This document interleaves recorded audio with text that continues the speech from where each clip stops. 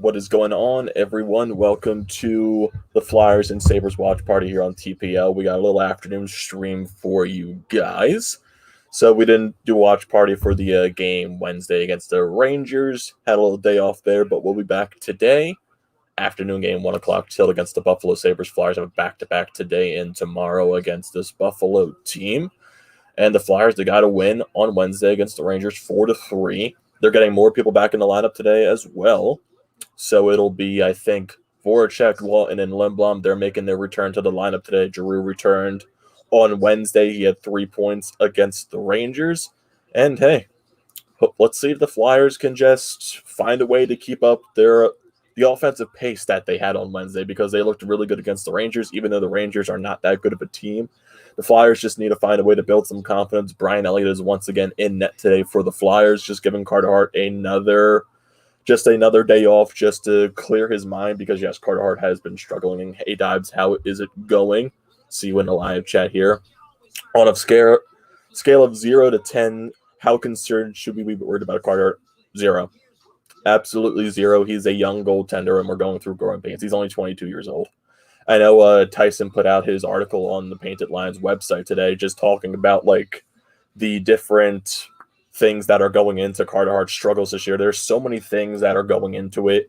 That he's facing way more shots than he did last year. The Flyers don't possess the puck as much as they did last year. The penalty kill is 10 times worse. And also, you're just going through the growing pains of a good young goaltender. The league is adjusting to him, especially the Boston Bruins. So it's his turn to readjust to the league. So he's only 22. So I'm really not worried about him. He is the future in net. And like I said, you're going to go through the growing pains of a young goaltender. So I am definitely not worried there. Dibes, Kevin, how you doing, man? Thanks for joining the stream as always. So I think news for Buffalo, Jack Eichel isn't playing today. And I know they've been weird with discussing or disclosing why he's out. Sometimes they'll just say, he's a healthy scratch, he's fine. But then another day they'll say he has an upper body injury. And I know there's been rumors around there that Jack Eichel might want to be traded out of Buffalo, which honestly I don't blame him. But you'll just have to wait and see the situation with Buffalo. But I'm just sure it's an upper body injury right now for Jack Eichel. But for the Flyers standpoint too, I think Phil Myers is a healthy scratch today. Justin Braun also returns to the lineup. Phil Myers didn't have his best game against the Rangers, so to get Justin Braun back into the lineup, and I understand why Alain Vigneault doesn't want to scratch Eric Gustafsson because he had a goal on Wednesday, so I can definitely expect Phil Myers to be back into the lineup tomorrow. This is basically just a healthy scratch. You didn't have a good game, so sit up in the press box and just learn a couple of things. So I'm not overly worried about that. So there's definitely going to be some rust when you have Voracek, Lindblom, and Lawton back in the lineup. I know those guys are playing on a line by themselves. I think that's going to be the third line in today's game. So the lines that have been through COVID, some of them are going to be staying the same. The first line is still going to be JVR, Coots, and Farabee. Second line is still going to be Patrick, Giroux, and Hayes. And the third line is going to be Lawton, Lindblom, and Voracek. And then the fourth line, I think Moran isn't playing, so I think you're gonna get Raffle, Bunneman, and Albie Kubel most likely as your fourth line. If I am correct about that, I'm not entirely sure. Definitely, yeah, they are showing that. Yep, I am exactly right. They just show the lines on the television. Yeah, first line, second line still the same. Third line is your Lawton, Voracek, and Lindblom, as Alain Vigneault said it was the COVID line, jokingly. Then the fourth line is Bunneman, Raffle, and Albie Kubel. Defensive pairs, you have Braun slots in. Myers is healthy scratch. And basically the other defensive pairs are the same. Gostisbehere and Provorov, and Haig and Gustafsson. Yep, Moose is in net going up against Carter Hutton. So this is the Flyers' third matchup with the Buffalo Sabres this season. They had a back-to-back, I think earlier in, what was it, January they faced them or something like that. It's been a long while since the Flyers have played the freaking Buffalo Sabres, So, yeah, I know one of those games we lost 6-1, and then the other game, Brian Elliott got the shutout. So, yeah, another day just for Moose to step in, be that veteran, and honestly, his best career numbers are against the Buffalo Sabres. So I would understand why Alain Vigneault puts him in tonight against Buffalo for the first game. And I definitely do expect Carter Hart to be in tomorrow since it's a back-to-back. So that's my full expectation there. Kevin saying you have to hit live on your TTP Sports YouTube. That was honestly a mistake for me. I accidentally put my YouTube channel on there. I can honestly put it on there if you guys want to. So honestly, I can edit it right now if I want to. Yeah, can't save changes. And currently, hopefully this doesn't mess up the stream. No, now we're on TTP Sports as well. So why not? Yeah, I know we're not doing Twitch today for this stream because TPL is doing something else separately on Twitch. So, hey, if we got some people from TTP Sports as well, that'll be nice. Yeah, I think I got to edit that for the... I might not do that for the post-game stream because I want to do my separate post-game report for that on TTP Sports. I got Dibes saying do it. Oh, definitely Dibes. And also, Flyers have won their last 5 out of 6 games against the Sabres, so Dibes is feeling good for this game. Yeah, there's, like I said, I still am not fully worried about this team. Yeah, there's some things that they still need to fix. They haven't played up to their full potential like they did like they have been playing last year, but just I think they'll eventually get there. But yeah, there's still some concerns on defense. The defense just has been not the same as it was last year. Niskanen is still definitely a huge miss, and the penalty kill hasn't been great. It's been basically terrible. The power play hasn't been good at all this year either. It's basically borderline middle to bottom 20 of the league. And just, I know there's like rumors about there that the Flyers might go out and trade for a top 4 defenseman, which I honestly do agree they need to do. And there's a guy from Nashville, Matthias Ekholm. So he'd be a really good pickup for the Flyers if they can go out and acquire him. There have been rumors that the Flyers might be one of the top teams that try to go out and inquire about Ekholm from Nashville. So if you can get him, he can easily either slot into the top 4 or even play the top 2 with Provorov. Because I feel like that's also what's hindering Provorov's play a little bit because he's been swapping so many defensive partners. And when you had last year, the entire year, he played with Matt Niskanen, so he had that comfortability. And I think this year, when he's been being swapped with guys like Sanheim, Gostisbehere, Myers at some points, Braun at some points in the beginning of the season, there's really like no room of his to get comfort with his D partner because he knows maybe the next day it's going to be someone different. So I feel like that's one of the reasons that could be hindering his play because Provorov hasn't been playing his best either this year.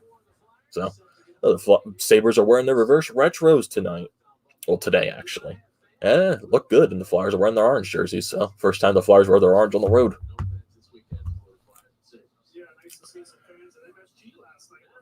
Oh, yeah, I also think the state of Pennsylvania is allowing... Oh, come on, Kevin Hayes, come on. I'll get to that moment next. Ah, man, Hayes, you got to hit the net, buddy.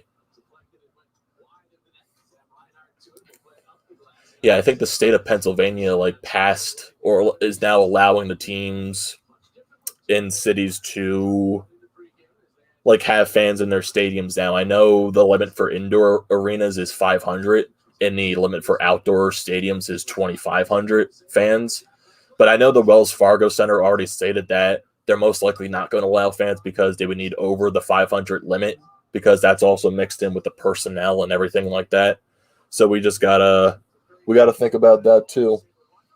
So probably don't expect fans in the stands for a little bit. Even though the state did say you can start allowing fans, the Wells Fargo Center stated that they're not going to, just because they need the over limit and stuff like that. Justin in the chat, how you doing, Justin? Where can I watch the game? You can watch it on NBC Sports Philadelphia, or if you don't have NBC Sports Philadelphia, you can watch it on the NBC Sports app, and you'll have the stream. Dive saying, when is the next Flyer Up pod? Okay, so yeah, a little bit of our schedules have been busy as of late. I know Chris is today going to Allentown to watch the Phantoms play. He's going to be one of the media members there for Flyers Nitty Gritty. So I think our next pod is going to be Wednesday the 3rd, and we are actually going to have a guest on that show. It's going to be me, Chris, and Tyson. Already got Tyson. He said he'll be able to join that show, and we're also going to have Jason Martinez on that show. So I think it's going to be around 8 o'clock or something like that on the 3rd. Got to get the little detailed setup, but I think the date and the time are set. So definitely stay tuned Wednesday the 3rd for the next Florida pod.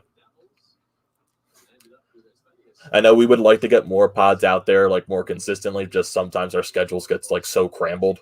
It's hard to do it really consistently, and the Flyers got a good chance. Oh boy.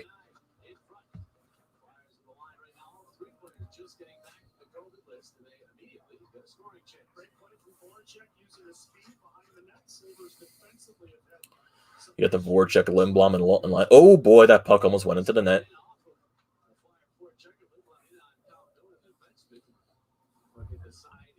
Yeah, that is definitely going to be a great show, Dibes. I would definitely stay tuned for that.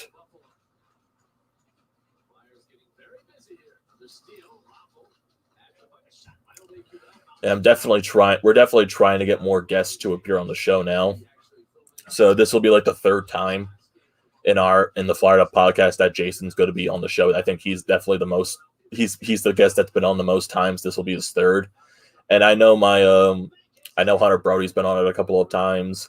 And I also I asked Hunter, since I'm buddies with him, that because Hunter does his own podcast now with Kevin Durso, who is the Flyers insider for 97.3 ESPN in Atlantic City. And I asked Hunter if he can ask if Durst can be on the show. He's a great hockey mind, dude.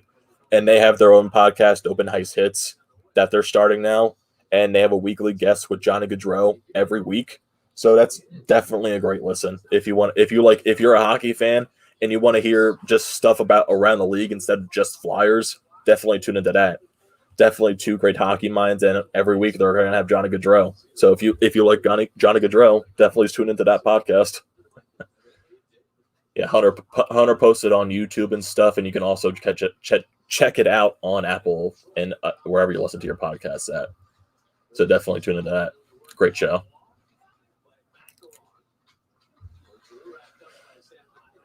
Oh, that's not a good turnover. Oh boy. Oh, okay. Penalty. Penalty on the Flyers.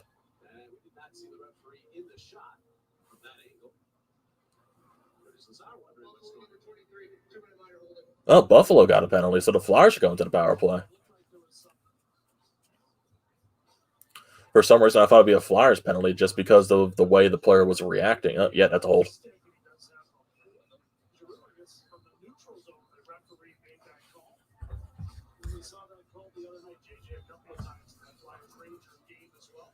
Well, boys, let's get a goal here. Let's wake up the power play. We got 2 power play goals last game against the Rangers. So let's try to get this power play jumping.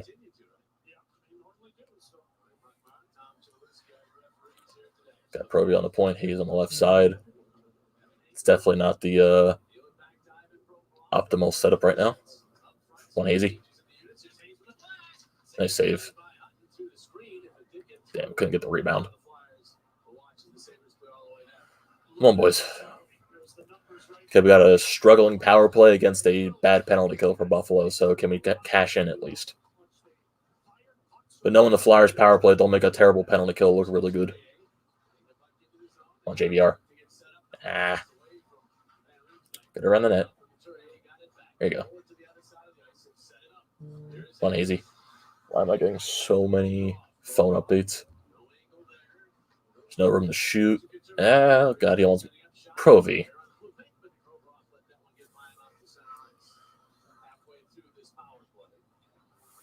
It's the one thing that I really criticize about Provorov. He's not that good on the power play.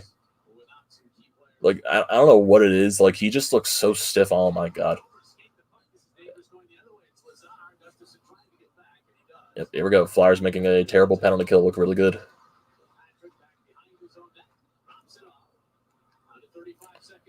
We got Voracek on power play too. G Patrick. Is that Ghost? So it's G Patrick, Jake, Gostisbehere, and Gustafsson on power play too. It looks like that Ghost missed a net there. Get there, G. There we go. God damn it! Saw it all the way. Got to park your ass in front of the net, Patty.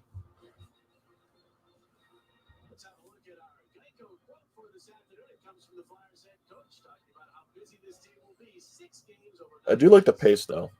Just gotta, even though the power play doesn't seem like, even because in last game against the Rangers, they were just shooting it all over the place. This power play did look like they're trying to get back in that old habit of trying to find the pass.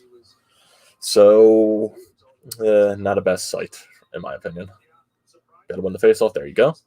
To the point, Gustafsson, Scotty, and that puck is out of play.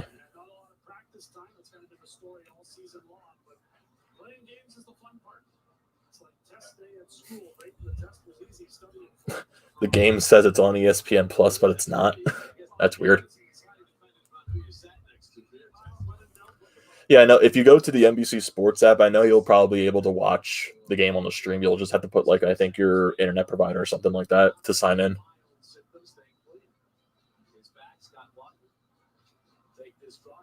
You're winning faceoffs at least.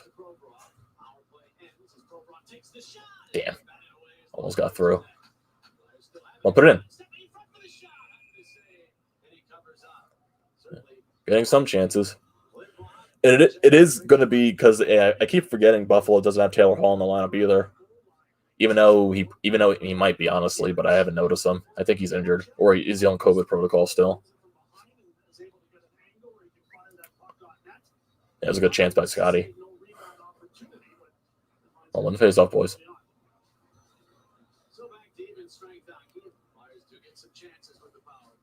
Win the face-off, come on. There you go.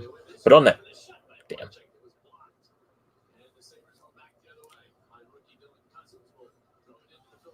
Dylan Cousins, I forgot about him. I forgot he was drafted by Buffalo. Yeah, he was a good player for Team Canada in the World Juniors.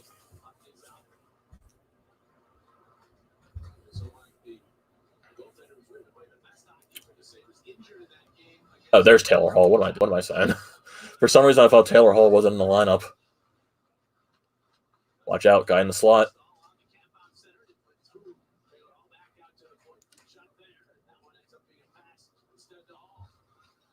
I don't like the setup. I don't like it. I don't like it. I don't like it. They look a little confused as well, but get the puck, come on. Get it up.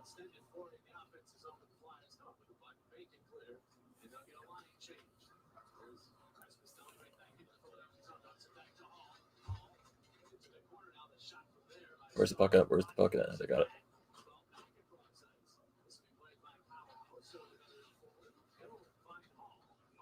Penalty. Slash. Who's that on Farabee?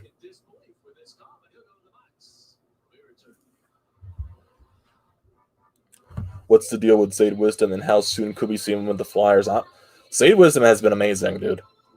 I don't know what the hell it is. He's the youngest player in Phantoms history. He's 18 years old. He's got 5 goals in 4 games for the Phantoms. He's one of the leading scorers in the AHL in goal wise.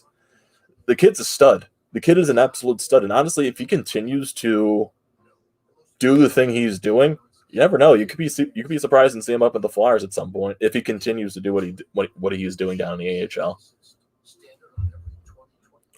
Yeah, but Zade Wisdom and that goal he scored yesterday, oh my goodness. It was great.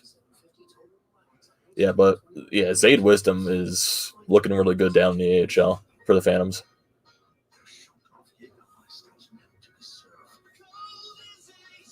Sadly, the first round pick that's also with the Phantoms, I think Forrester is still out for maybe like another week or 2. I know his injury is keeping him out 3 to 4, but the Phantoms have been playing really good this season.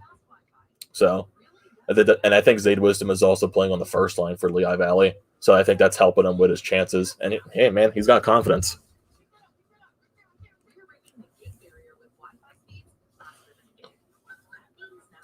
Wisdom has been really good.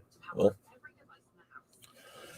I don't like that we allowed that much offensive zone time, and from that we took a penalty. So Buffalo is going to be going to the power play. So we got to kill this off, even though our penalty kill is absolute garbage. Like, seriously, we allowed, I think, 2 power play goals again on Wednesday to the Rangers. But we allow all the people in the world of Chris Kreider to score a hat trick. Yeah, we got to be more disciplined because our penalty kill is just flat out terrible.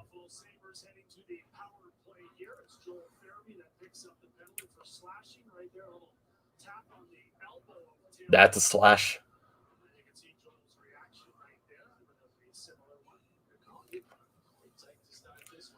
Yeah.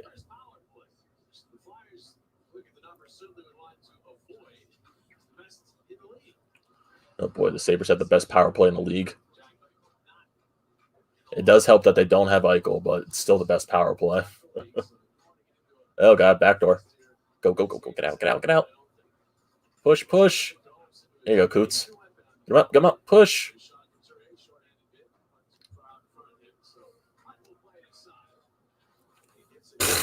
Ran into the freaking referee. 30th in the league on a penalty kill.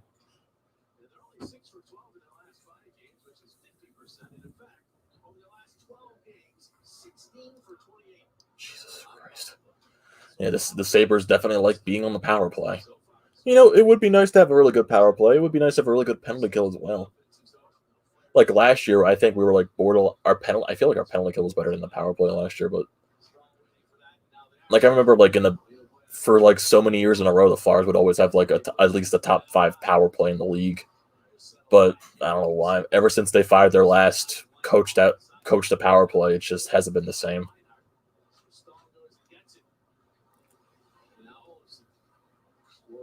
I don't like this. Nice save, Moose.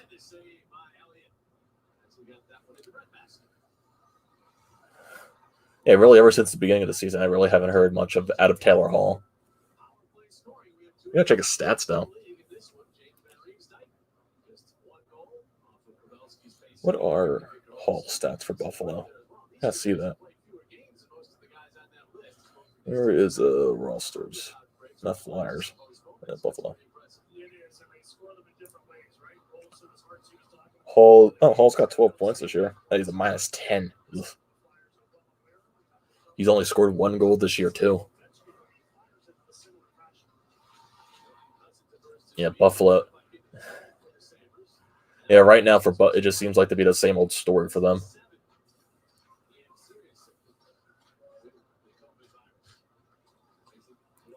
Oh, move. Don't like this. Oh, God. The penalty's killed, but there's still a nice block. Come on, move. Skate. Damn, it's offside. Good penalty kill. I'll take it.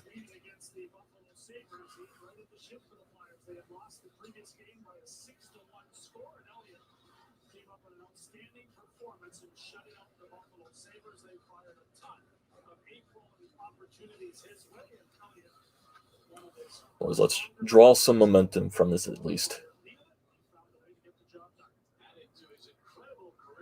Ooh, Lindblom almost turned that over.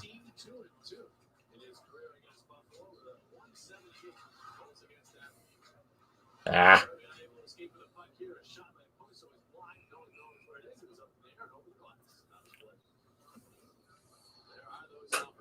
Elliott's career against Jesus Christ. He's 14-2-2 against the Sabres, a 1.78 goals against, 9.41 save percentage, and 3 shutouts for Moose against Buffalo. And he really likes playing Buffalo. Oh, boys, win the faceoff.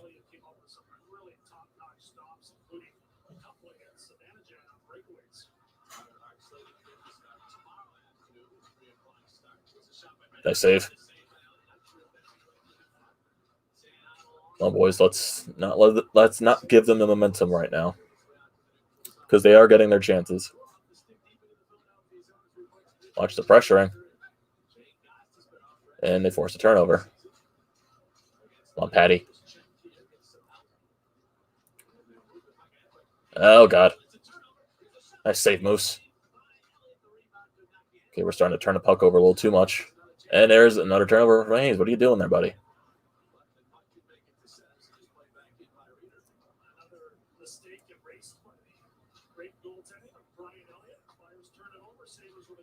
Come on, Scotty. Jake, put on. I like the idea, but trying to putt. Oof. Almost a shot from the slot there. Oh, boys.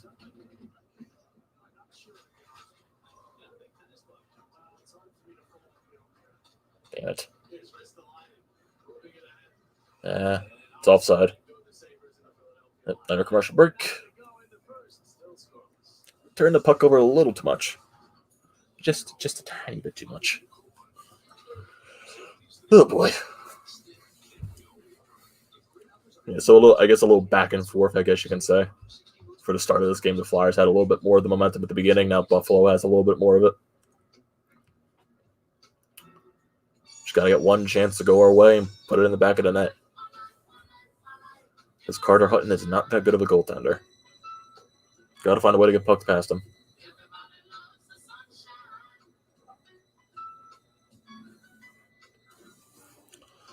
Oh boy, oh boy, oh boy.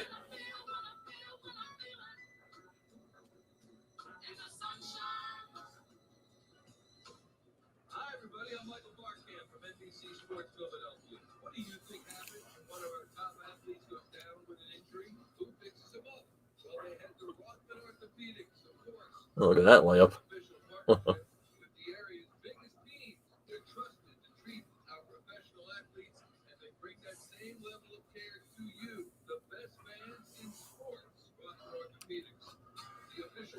I guess for people that are still here in the live chat, I guess to get off the Flyers topic, just what are your thoughts about around the league in general?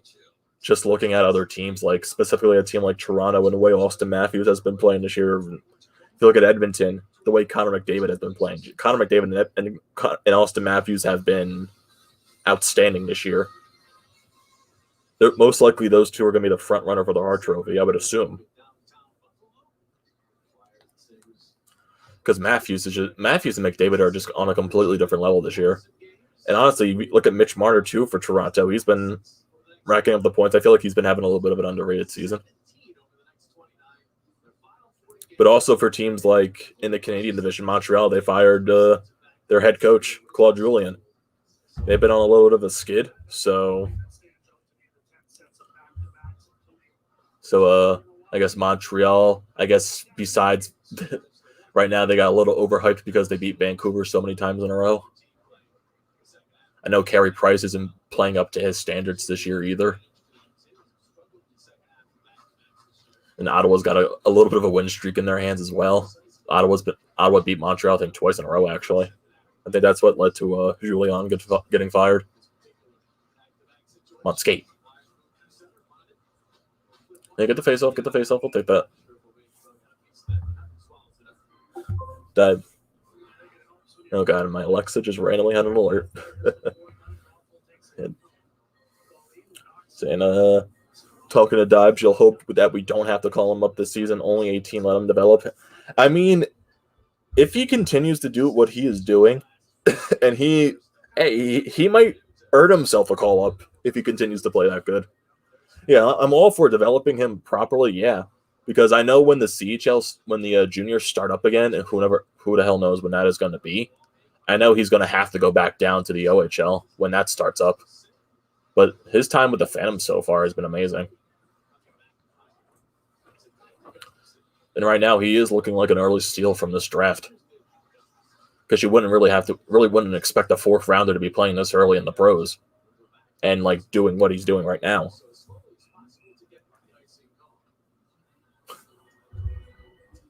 The Canadian division should have an asterisk because this whole season is an asterisk.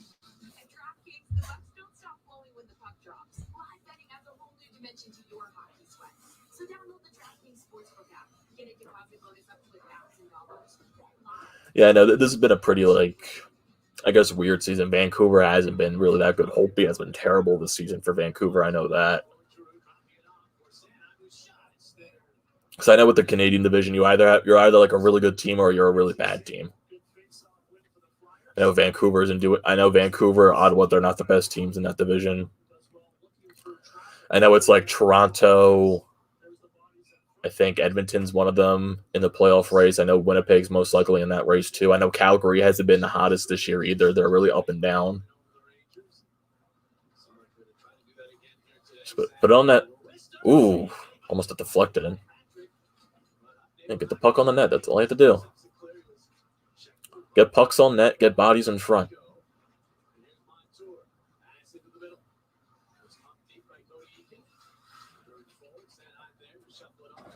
Oh boy, Justin Braun. On skate. On G. Put him a little bit in a terrible spot there, G. Get to the point. There you go. And that was blocked. One thing we do got to clean up too is finding a way to get our shots through, because I know the Rangers on Wednesday blocked a lot of our shots, and it looks like Buffalo's starting to do the same thing, blocking a couple of our. They already have 6. We got the Voracek line out. Let's go, boys. On the line change, and that puck goes out of play.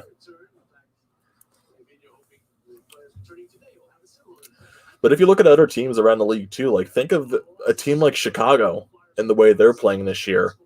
Their goaltending has actually been that. Their rookie goaltenders actually played really good for them. I know he's like 25, but like it's like Patrick Kane, Alex DeBrincat. They've been lights out this year. They've been amazing for them. I'm trying to think of other teams too. I know Tampa Bay. They're Tampa Bay. They're going to be good regardless. St. Louis has been a pretty decent team. Binnington's having a bounce back year. Looking at other teams around the league too, Vegas. They're Vegas. They're going to be good regardless. Colorado's going to be a good team regardless. Arizona, I think they're in the mix still. They're not a terrible team. They're not a great. They're a good team, I'll say. Even though I did expect Arizona to take a dip this year just because of everything that happened with them in the offseason, but they're still a pretty decently built team. Like they're still going to compete. And honestly, look at a team like Los Angeles. They put themselves up a 5-6 game win streak, and they're playing really. And Jonathan Quick's been outstanding during that win streak.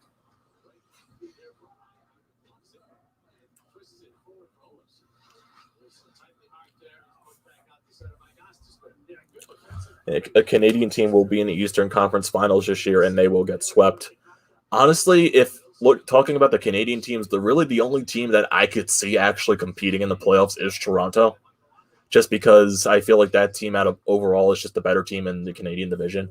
But yeah, that's definitely going to be something else when you get to those deeper parts of the playoffs. You're finally playing a different team for the first time that's not in your division.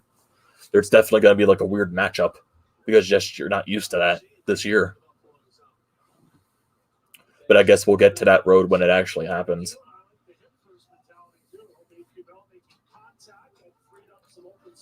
And Hutton almost mishandling the puck.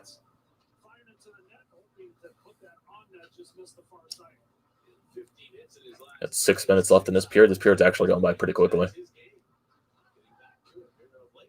Icing on the Sabres.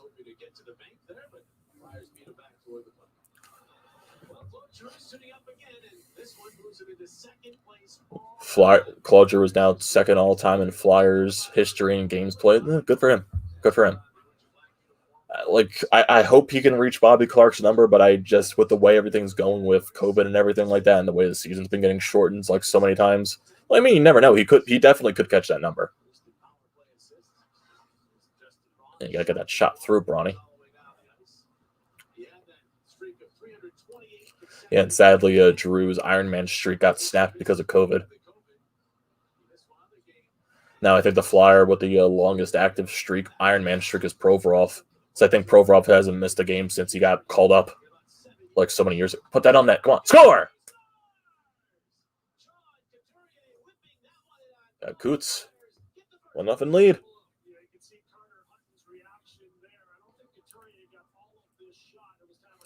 Nice pass into the slot for Coots. He just whips it. And Coots, ever since he's come back, he's been really good. Definitely been a good presence for us. So who gets the assists on that? Is Sanheim going to get an assist? Yeah, Sanheim's going to get the primary assist on that. Will JVR get a point, or is it just going to be Sanheim?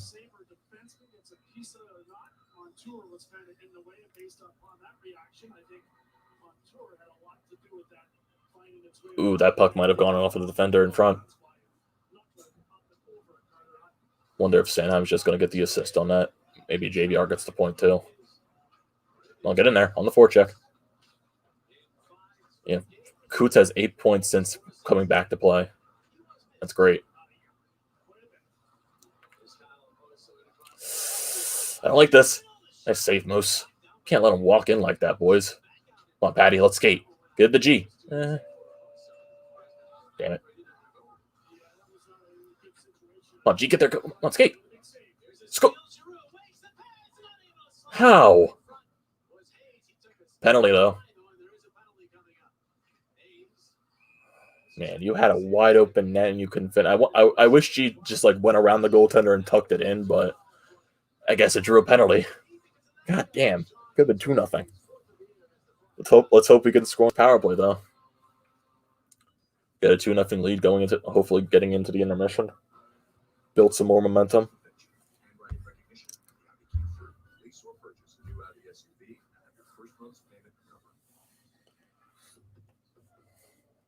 Yeah, now the boys are starting to buzz. It's what you got to do when Buffalo doesn't have all their players, especially when they don't have Jack Eichel. You got to force turnovers. That's what they get. That's what they did against the Rangers. They made their defense really uncomfortable. Even though the Rangers, they were missing 2 of their top defenders as well. Got to get in on the defense and make them force turnovers.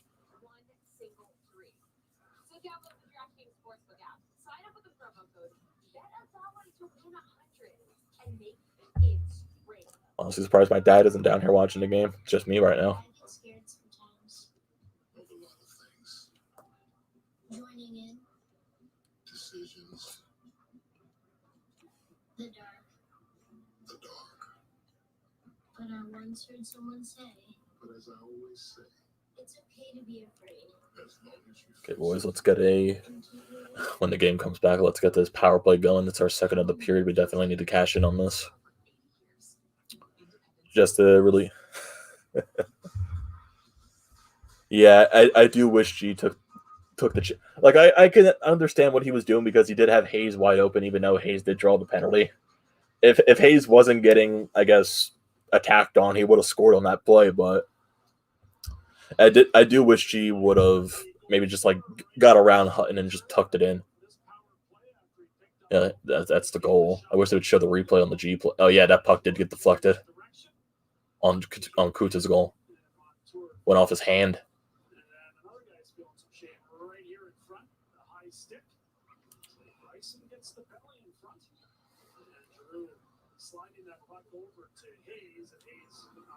Win the face-off, boys. Come on.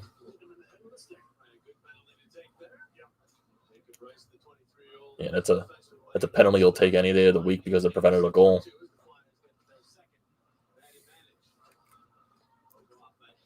And here comes our terrible transition.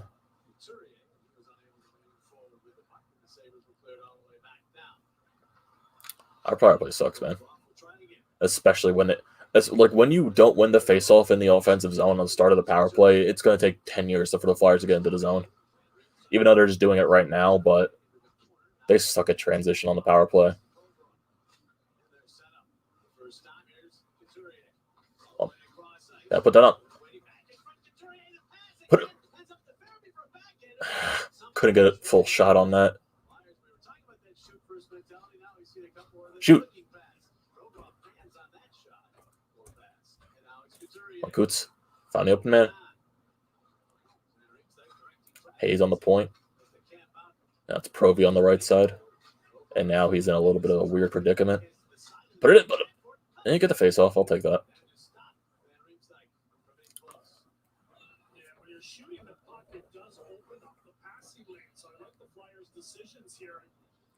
Damn. JVR couldn't get and Farabee just couldn't get a shot off in time.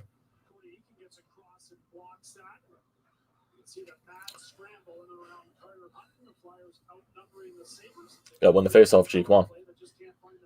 And we're not winning the face-off. Yeah, here we go. Keep the puck. And you can't.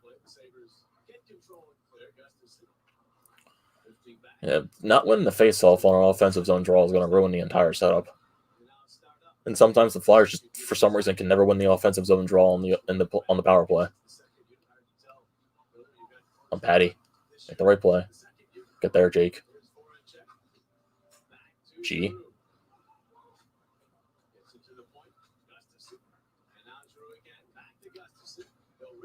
Out of play. And he had so much traffic in front of the net. Why not take the shot?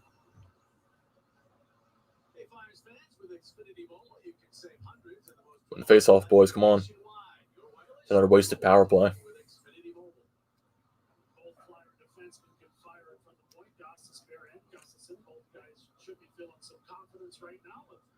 Come on, get that puck to the point. Well, Ghost wind up. He couldn't get the puck on his stick. Again. Come on, get the rebound. And here comes Buffalo. And definitely not with the two defensemen you want on the ice defending. So you got to play it. Here we go.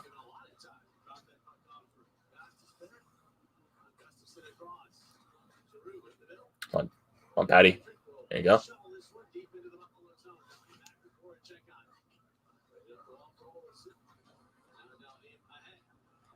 Just the one thing we can't do the rest of the game is take penalties because you don't want to go up against that Buffalo power play multiple times.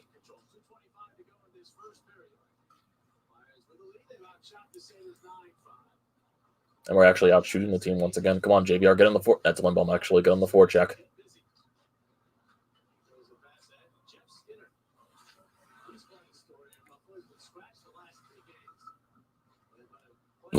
Excuse me.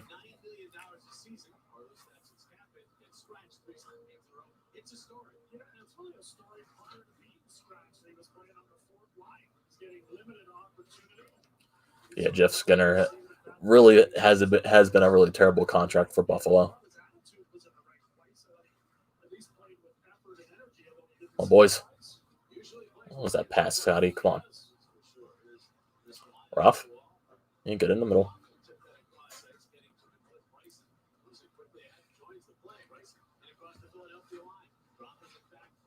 Nice back check, G. Get back, get behind the net. There you go, win the battle. Ah.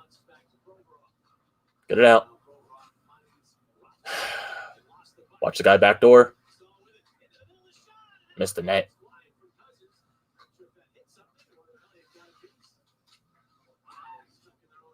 What was that yell?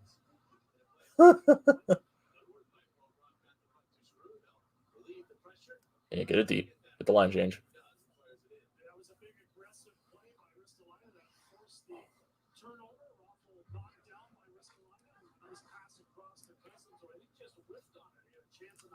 Up here comes Buffalo. Offside. Yep.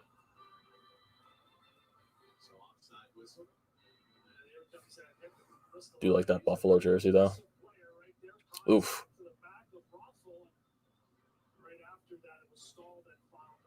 Yeah, those Buffalo jerseys are clean. Patrick couldn't get the rebound on that Gostisbehere shot. Get back, get back, get back, get back.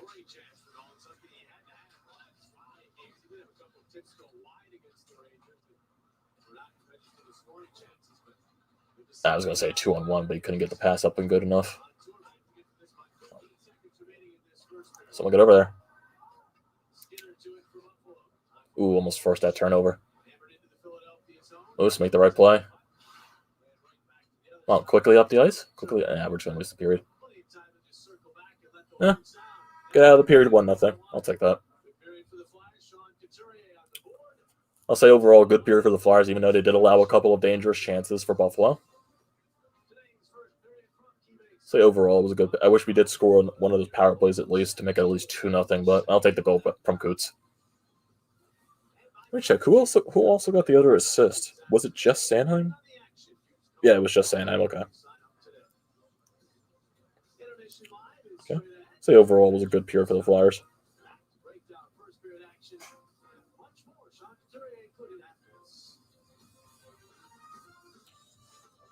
Dun-dun.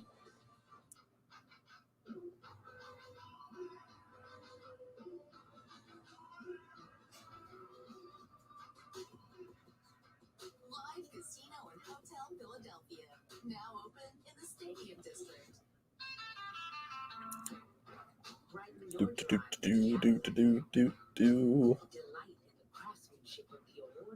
Yeah, like overall, let me get the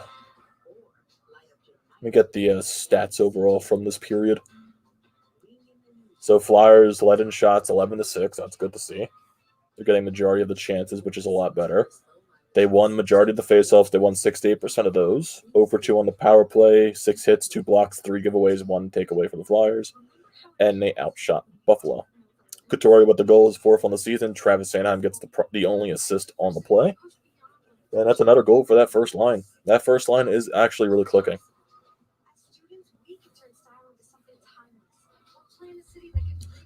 Wait, the Flyers outshot. Yeah, the Flyers actually outshot someone. And honestly, if you go back to the Rangers game, they outshot the Rangers too by a wide margin. So maybe they're getting their confidence back and shooting the puck more. Maybe they took that Lake Tahoe game, for instance, and say, okay, we're not getting embarrassed again. We're going to put the puck on the net. Maybe that's something.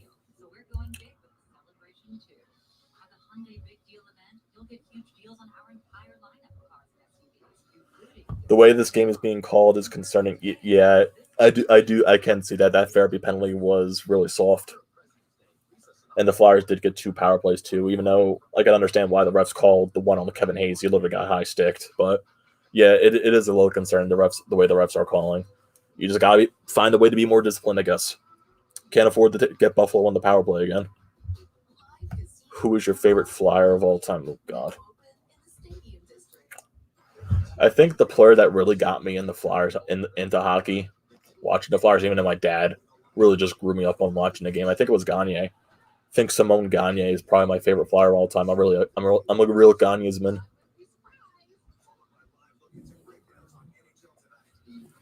Just loved everything about Simone Gagne.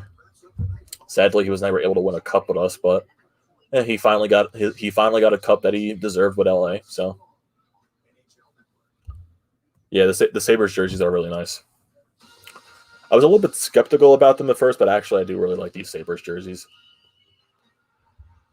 Because sometimes I'm just a little skeptical when you just go with white as your jersey for an alternate, but I do like the way these Buffalo jerseys look.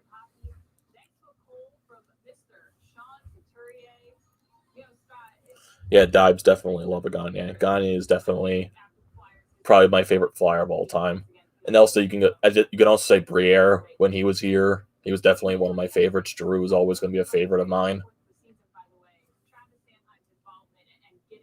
So, yeah, I guess that's where you can go down a list of Flyers, favorite Flyers, because I wasn't really, I guess, in the mix. I was too young to even remember like Lindros, Leclaire, those guys, Ronick when he was on the Flyers. I was too young to even remember that.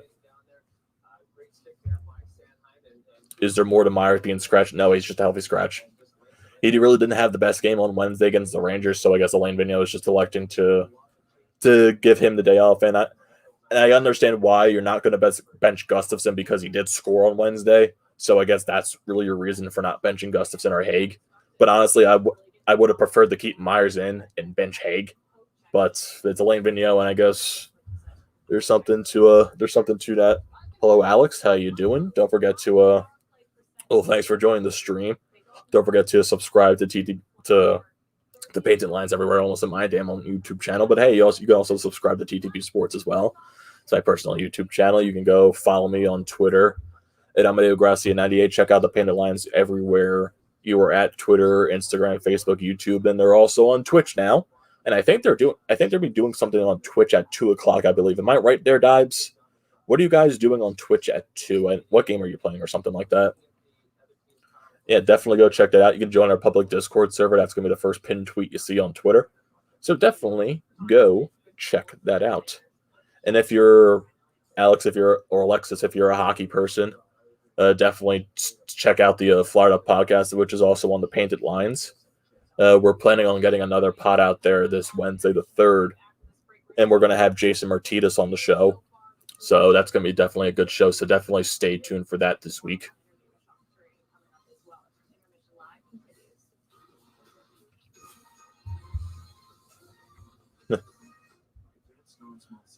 You're probably gonna be playing Road to Glory on NCAA football, or Call of Duty or Madden. Loved watching Lindros. He was the best till people wanted to cheap shot him. Yeah. I wish I was young enough to. I wish I did grow up during the Lindros days because those Flyers teams were just like great to watch. Sadly, they could never get it done in the playoffs. Basically, the summary of every damn Flyers team in the playoffs in history. But never know.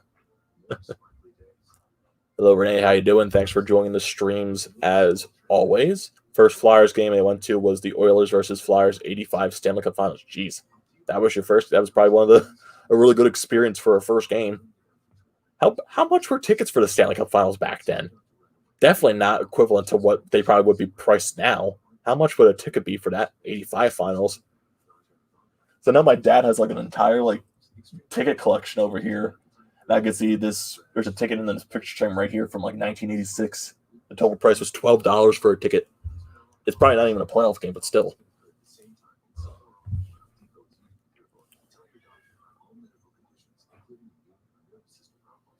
Oh, look.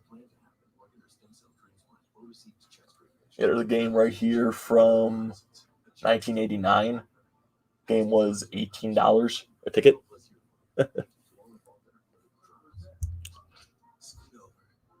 Your old brother used to take you. Yeah, that was nice.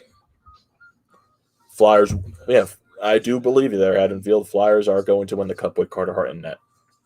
I know there's already people starting to slander Carter Hart because he is not playing up to his standards or anyone's standards, but there's more that goes into it than meets the eye. So, really, there's a lot more that goes into it. Really, a lot more that goes into Carter Hart's struggles. It's just basically, even though, yeah, he's not playing the best he can, he is missing a lot of pucks that he can stop, but he's facing a lot more chances than he did last year, a lot more shots than he did last year. The overall team defense isn't the best. The Flyers aren't possessing the puck as much as they did last year, which generated less chances for the opposition as they did last year. The Flyers probably have the most shots on goal against this year among any team in the NHL. So that's probably one of the major factors. And also, he is a 22-year-old goaltender. You're going to go for growing pains with a young goaltender. You just watched Gagne's Game 7 goal versus the Bruins. Yeah, that's always a good highlight to go back and watch. And definitely during the when the league didn't even start yet, it would always be I think it was late at night. Me and Hunter from Sports Talk with Bros would always just go talk with each other on Discord, and we're just hey, you want to watch a game? And we choose some of the random Flyers playoff games. We try to find the games that we really don't remember too much about. So if we're gonna we're not gonna watch Game 7 against Boston because we all know what happened during those games. We're not gonna watch, I would say, any games in the Stanley Cup Finals because we know what happened in those games. I know we watched one game where it was I think one of the first round games against the New Jersey Devils. I think it was also one of the games, I think, in the second round in 2012 against the Devils as well. So, yeah, we tried to watch one of the more random playoff games and stuff like that. We tried watching stuff from 2007, 2008, those playoffs, but the videos that we found were in HD, so we just didn't watch them because we just can't watch it not in HD. I think that's just a little weird. Yeah, Legion of Doom. Yeah, I wish I grew up during that time. Yeah, the 2010 run was definitely was fun. Definitely was fun to experience with that team, and that was my first year being a season ticket holder with the Flyers. So that definitely was a nice treat to witness, and we actually went to every playoff game that year. Very surprisingly.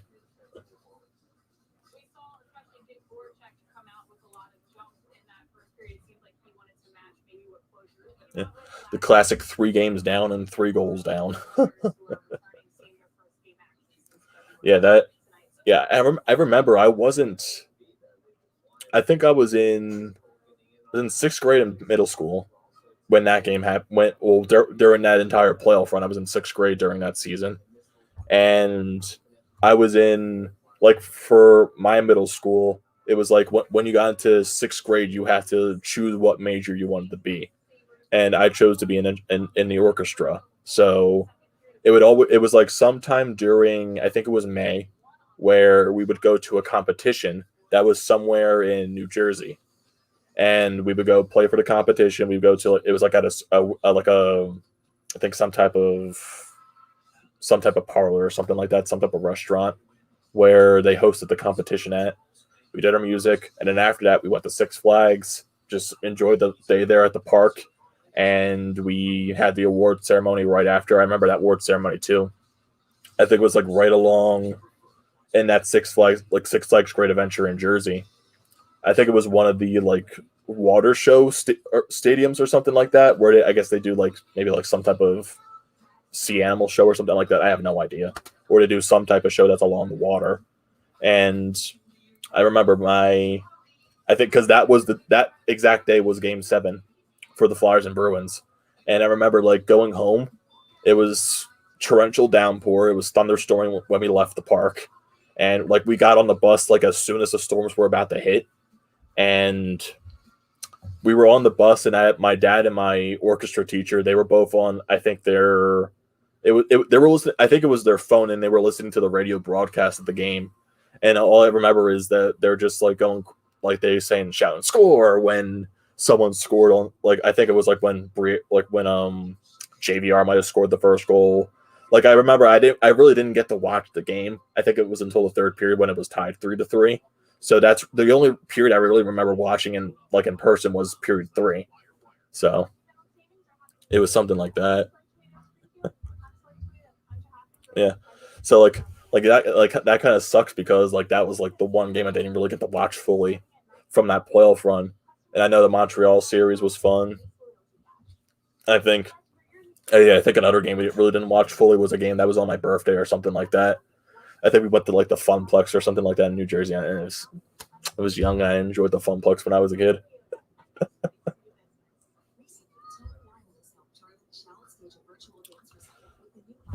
Hey, how are the Flyers handling season ticket holders with the stadium opening? I know what we're doing. I think my dad just told like his ticket guy just put my payments on for next season. We're not going to deal with any of that stuff because I have a feeling when they do event, even though like technically they are allowed to have fans in the stands, the Wells Fargo Center did put a statement out saying that they're going to try to push to get more people in the arena just because they feel like the 500 limit is not enough to accommodate for fans because you got to handle the 500 person limit is also totaling the number of players that are in the arena, the number of staff, personnel, the people that have to work at the arena. So they feel like that 500 limit is not enough to accommodate people coming into the arena. So they're definitely going to try to push to get more people in the stadium. Maybe like somewhere to around like maybe where the Rangers are getting in New York, maybe what the Devils are doing too, maybe get that 10% mark of fans in the stands. So there's some, and I know for season ticket holders, they're definitely probably going to get people with more seniority a better chance to get tickets. So we basically just said that just put our stuff in for next season. We'll worry about that when it happens. So it doesn't look like me and my father are going to be going to any games this year, sadly. But I know my first time going to the Wells Fargo Center this year is going to be on March 13th when I am a member of the press for Flyers Nitty Gritty. It's March 13th against the Washington Capitals. So that's definitely going to be a very fun experience. I think that's in 2 weeks. It's 2 weeks from today, actually. So definitely very exciting.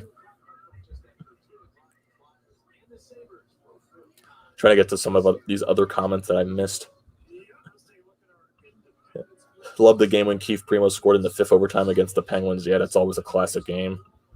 1984 through 1990, Section F, Row F, seats 1 and 2 in the Spectrum. That's nice. A member of the Crazy Eights, along with Eric Lindros and Mark Recchi, left winger Brent Fett. I can't even.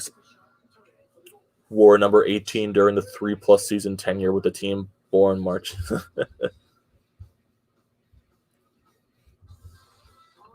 My favorite goal from the 2010 was Mike Richards against the Canadiens. Yeah, that's always a nice one too. That's always a nice memory to go back to. I remember being in the arena for that. It's shorthanded. I remember completely losing it. I went to the pharmacy down 3-1 and all pissed. Came back home to the house. It was 3-3. So those 2 goals I actually missed. And it definitely sucks. Hello from Russia. Oh, we got someone from Russia in the chat. Welcome. Always definitely welcoming. Definitely welcome into the chat. Don't forget to check out the Painted Lines everywhere you go. Subscribe to the Painted Lines channel. Subscribe to TTP Sports, which is also being live streamed on. Definitely go give that a check. Dibe saying, "What's up, Russia?" You fell asleep for the 2nd and 3rd overtime against the Penguins game. That's funny. Renee is saying he's going to get food and a beer. Definitely go check that out. Saying what's the score? It is currently 1-0 Flyers at the end of 1 period. We are in Buffalo. The Flyers are going to be playing Buffalo in a back-to-back today and tomorrow in Buffalo. The Flyers' record this season, they are 9-4-3. 9-4-3 on the season.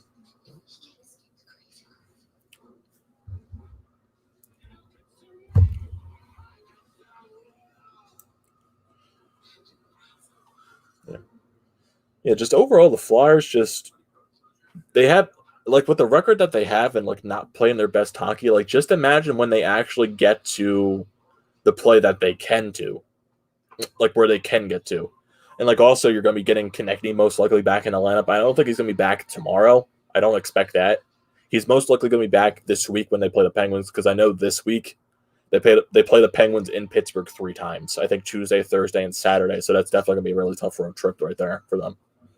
Even though there's like really no travel involved those 3 games, you're just going to be in Pittsburgh for those 3 games. That's always going to be a tough matchup. Even though we beat Pittsburgh twice this year, they are playing a little bit better.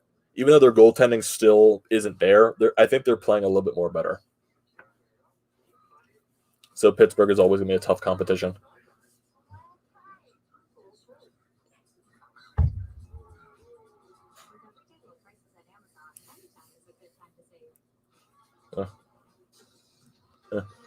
Okay, good. Second period it looks like it's about to get underway.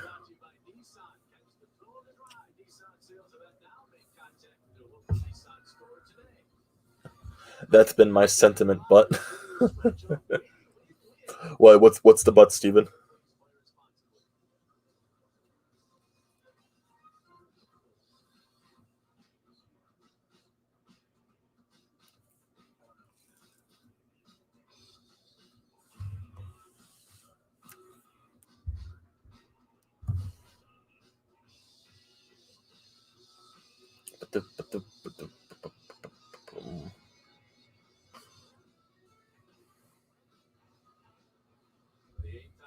You're not feeling this season like you once were.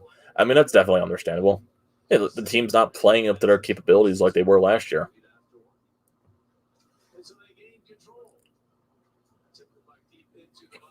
Yeah, like I'm still like they're still missing something, in my opinion. Like not like even though that's something that's most likely not going to turn them into an automatic cup contender, but they still really need to go out there and get a top 4 defenseman. Whether that's at the trade deadline, whether they do it very soon. Hopefully they can go after a guy like Matthias Ekholm from Nashville, because that would be a great pickup for them. But we got the period underway, and let's get to it. Let's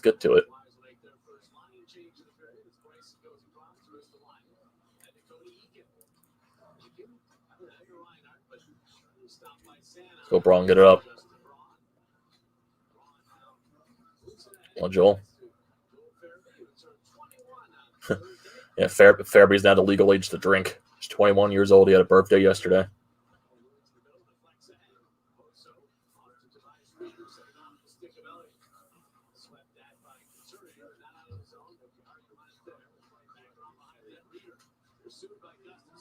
Come on, boys.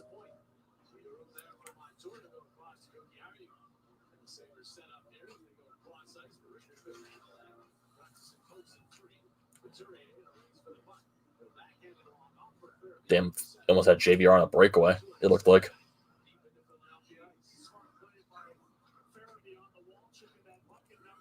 Got a guy 2-on-1. Come on, get it over.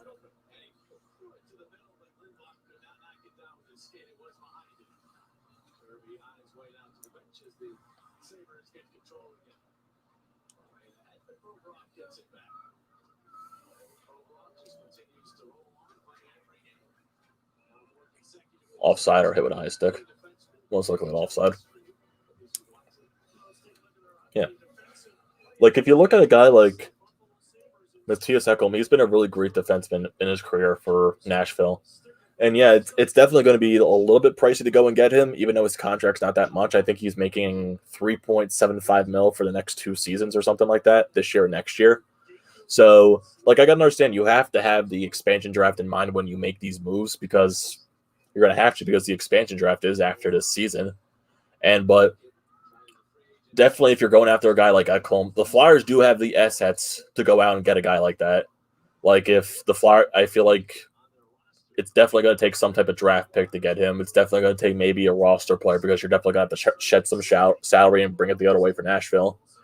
And most likely, maybe you have to give up a B-level prospect or something like that if you want to get a guy like Ekholm.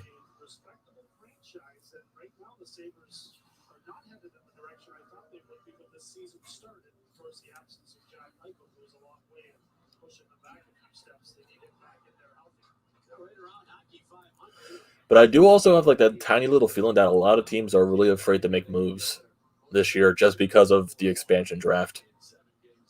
Because I know you had the whole trade with Pierre-Luc Dubois and Patrick Laine, but both of those guys wanted out of their respective teams. So I understand why that trade happened, but you're really not seeing that many trades happen this year just because I feel like one also COVID, you had to deal with travel, and also GMs have to think about every move they do with the expansion draft.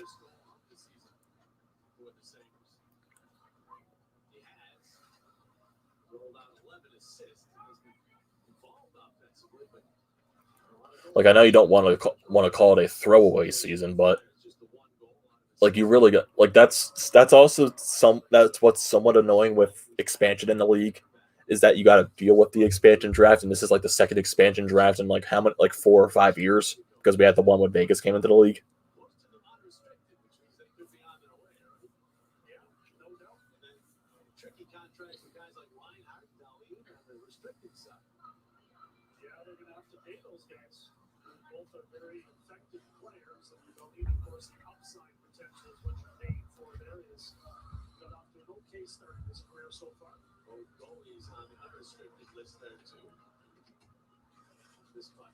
Once again, boys. Flyers need to get some. Hey, Biggie Cheese, how's it going? Flyers need to get some breathing room.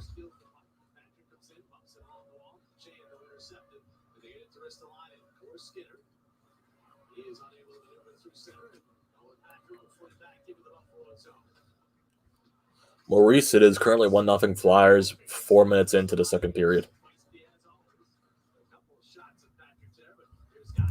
Oof.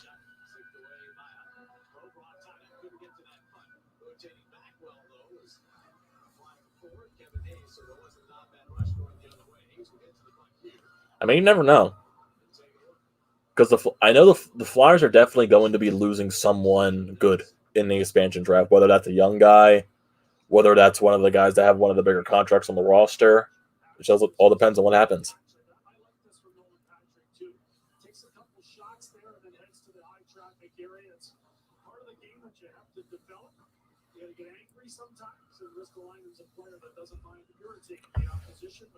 And who knows? Maybe I think because I know this year this is when the television contract expires for the NHL with NBC, but there are reports that the next television contract is going to bring a lot of money to the NHL, where it's going to be like multiple networks involved.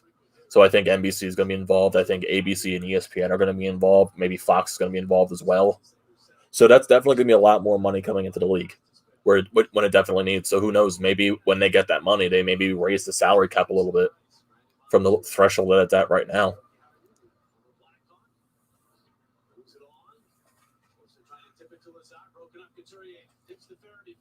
God damn it, Joel. On Coots. Find a way to get it on net, boys. Find a way to get it on net. Damn it. Come on, Proby. Ooh, how'd that not go in?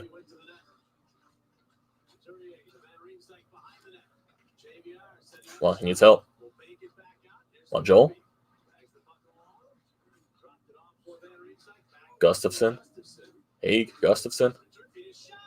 I thought that went in.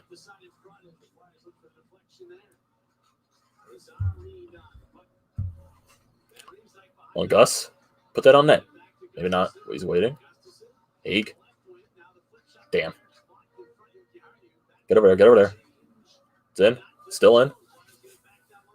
Really great pressure right now. Oh, we got to get a goal. Damn, Jake.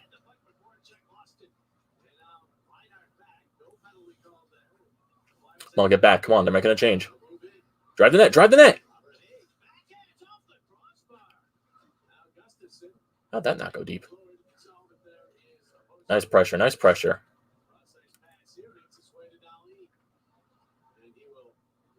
That was a really great shift by the team. Wish we could have got a goal there, though. Definitely needed one on that shift. Come on, boys, help each other out. Don't. Okay, there. Almost a bad play, but it turned out in our favor. Come on, Jake, move. There you go, deep.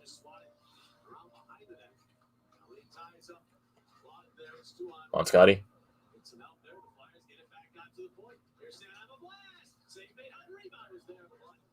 Here you go, Scotty. On net. Deep.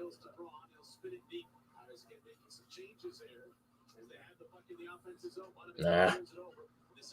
Got to use the boards there, Bunneman.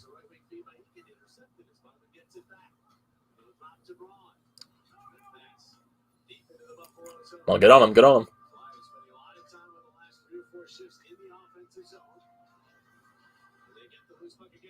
Oof. Yeah, really great shifts by the boys. Get back, get back, get back. Nice play. Good recovery by Braun. That's a no penalty. Nice save. Nice save. Damn it. That wasn't a good pass.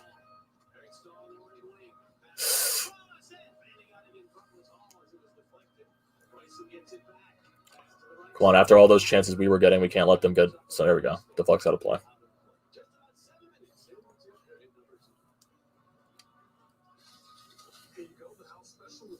Yeah, good shifts there by the boys. Wish we got a goal. Really did.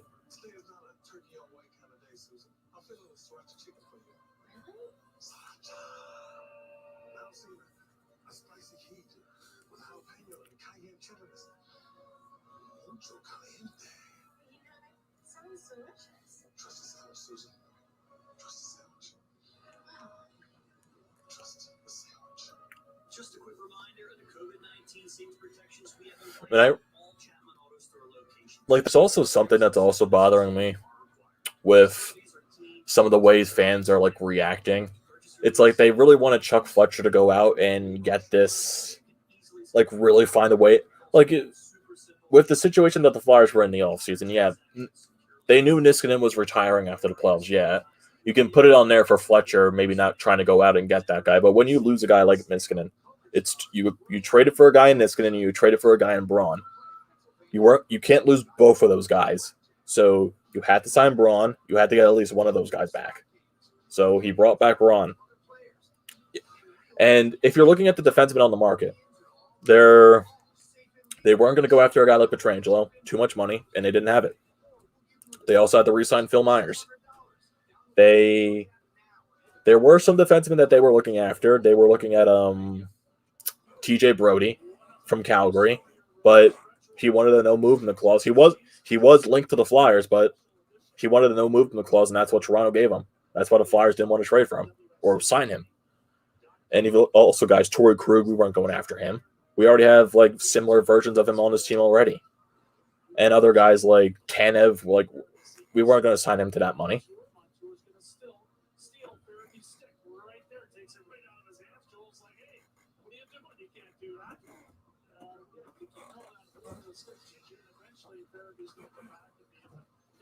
Come on, skate. Keep moving. 1G. Patty.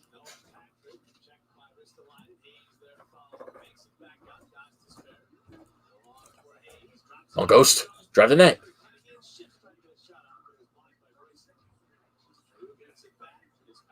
Help him. Push that. There you go. I'll put it on net, Kevin. And the net Ghost.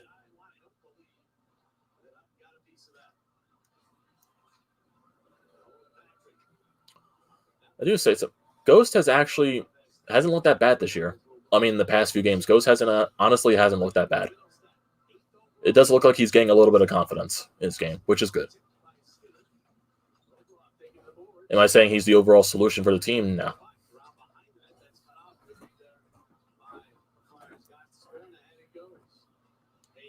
Get in there.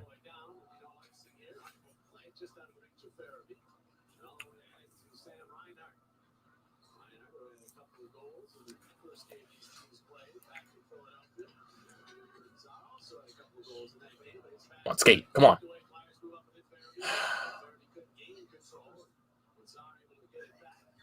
Come on, force a turnover. Damn. That's icing. He's not going to get there, though. Watch the guy coming in. Come on, boys. Come on, skate, Coots. Come on, push, Joel. Come on. That's a good pass, buddy.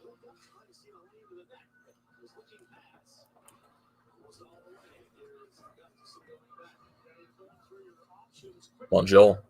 Put it on net. It's got to get through, boys.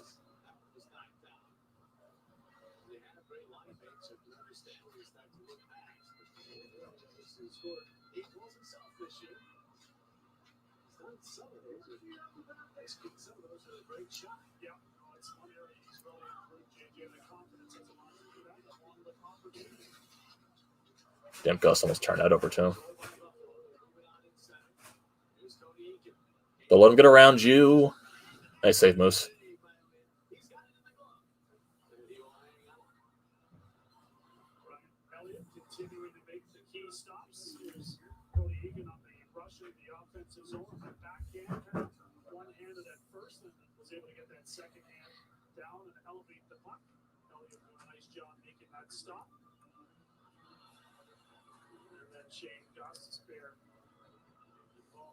He's got to hit the net on that shot.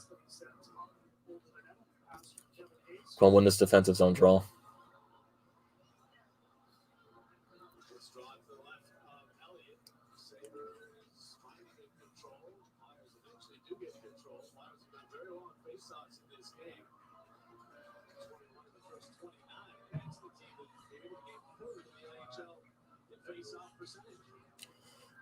Come on, boys, let's go. Come on, Ghost. And you get the face off. I'll take that.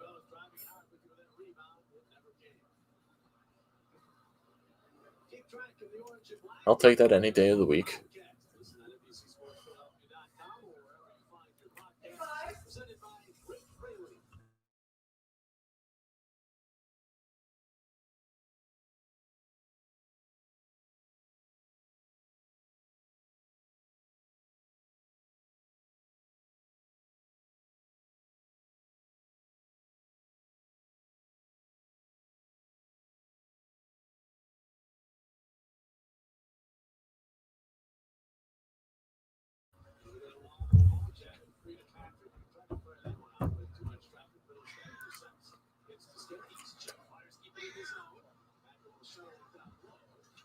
Come on, boys.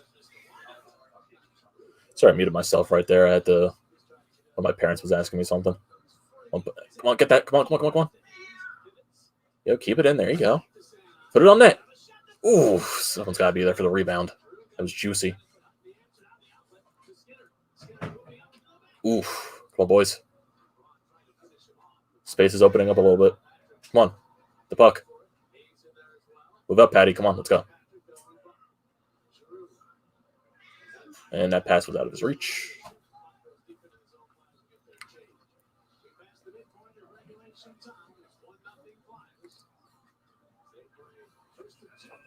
That's icing.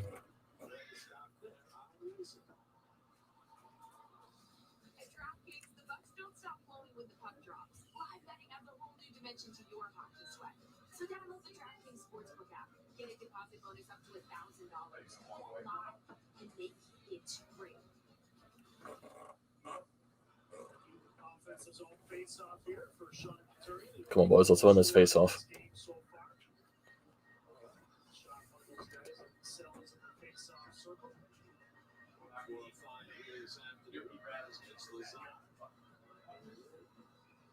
I'll win the face-off, because come on. Drop the puck, ref. That's a penalty. There we go. Now Buffalo's going to power play. Not good. Not good. Can't have him. We got to kill this off. This is a big kill because of all the chances that we're getting in this period, and now we just give him a power play.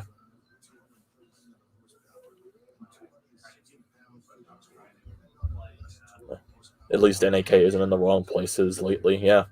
NAK has been playing a lot better lately.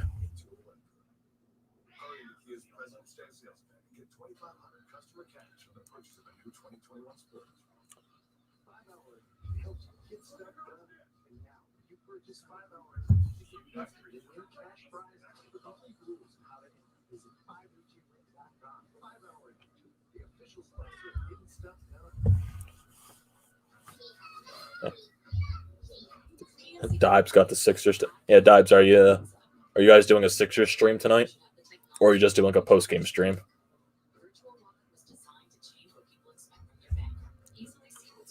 So I remember seeing something in the Discord, but I forget what it said.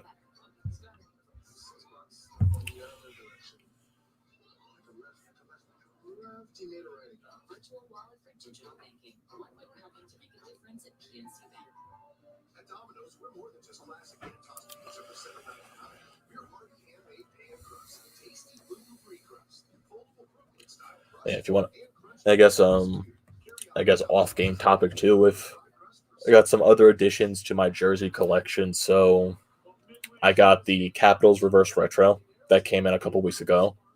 I got an Anaheim Ducks jersey. I got a Blackhawks jersey. I got the Ottawa Senators road jersey that they have this year. That came in the mail a couple days ago, and now I'm getting in the mail this week the Rangers reverse retro, the Lady Liberty jersey. Yeah, Tobias Harris is out. I know he's not playing tonight. Yeah, he had the knee contusion last game where he left early, so I think he's not playing tonight. Now, is this the last game before the All-Star break for the NBA? Or for the Sixers, at least?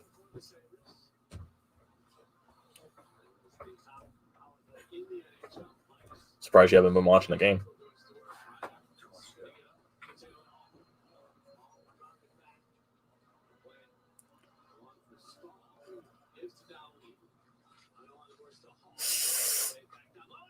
Side of the net.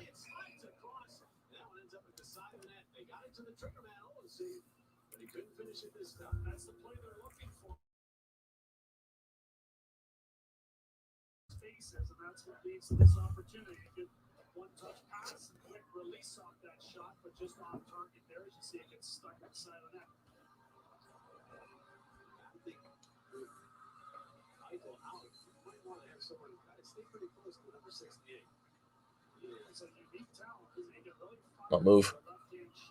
Not good. Now you clear.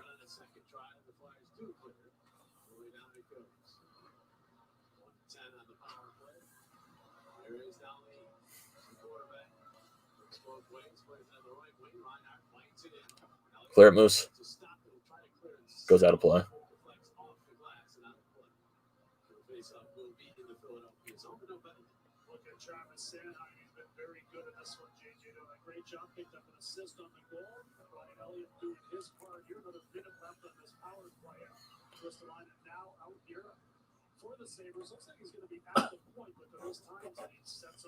Oh, they're going to try to shoot it off the face-off. Nice Coots. On skate. There you go.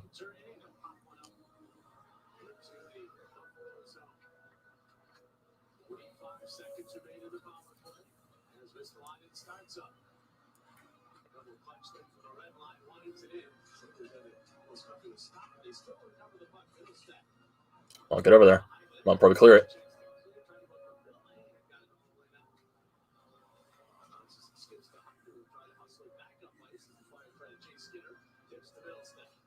There you go. That would have been a hand pass.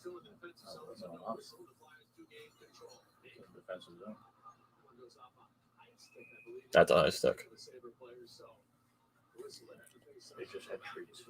Okay. Are they sleeping? Well, Thor sleeping, I mean.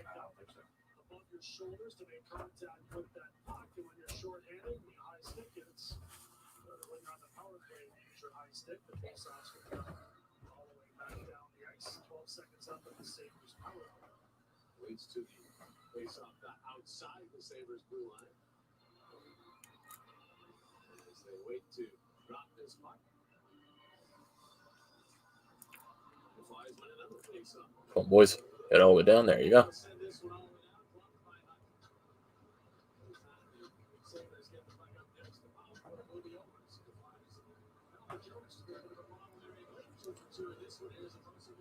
Oof. I saved Moose.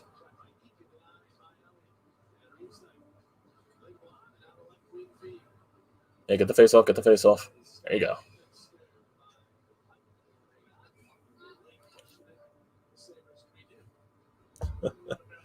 Philly almost always gets the wrong brother. Now we get the, or now we had the wrong guy with the same name and Dylan Cousins. For I remember Dylan Cousins on the Phillies. I remember that little stint of one of our prospects being Dylan Cousins.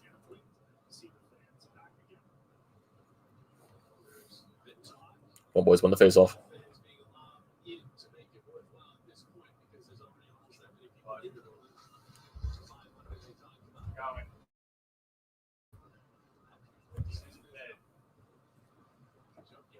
Don't like that chance. Yeah, Buffalo was getting a lot more chances this period, but Elliott's been standing tall for us. I like that.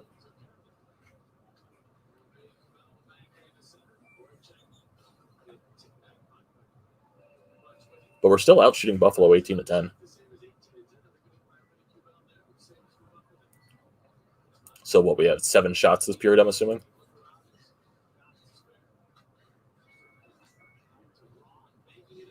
It was almost through for us. Turn it up. Offside.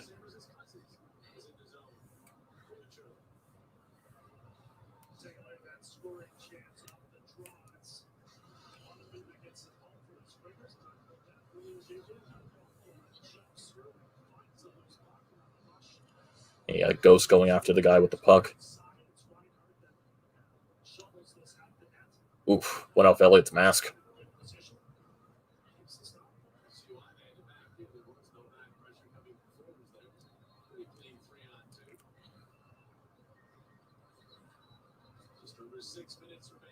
And both centers got tossed out of the faceoff. Okay.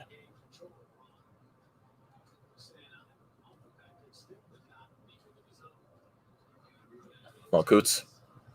That's Hayes, never mind. Come on, Patty, come on. Ooh, nice save, Hutton. Watch the guy coming in back door.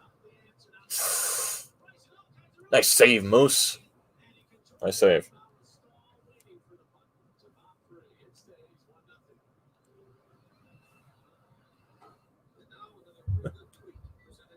You were super high on Cousins, but the fact is, if you are over 6'5" and over 230 pounds and play the outfield, you are just going to be very injury prone.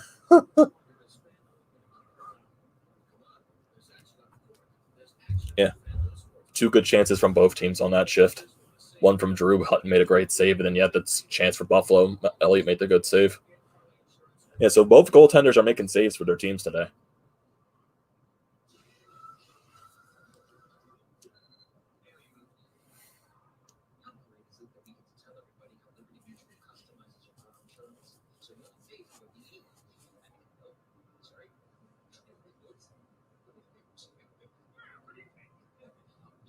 Oh, God. Oh, God. Hey, stupid commercials.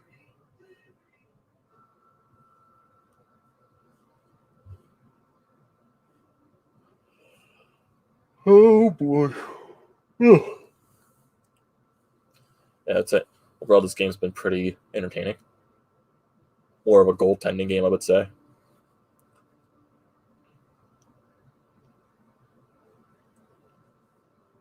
Yeah, Elliott's been really good for us this year.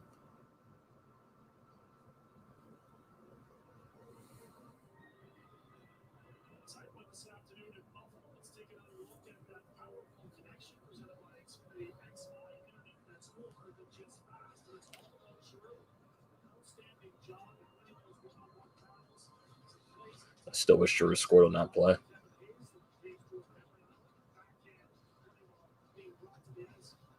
Did G not get all of that shot?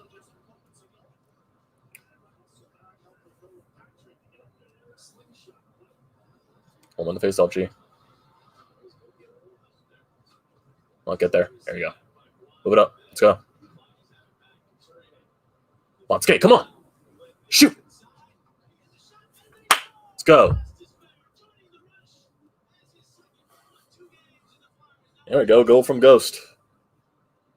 Great setup on the rush. Where was the defenseman at for Buffalo?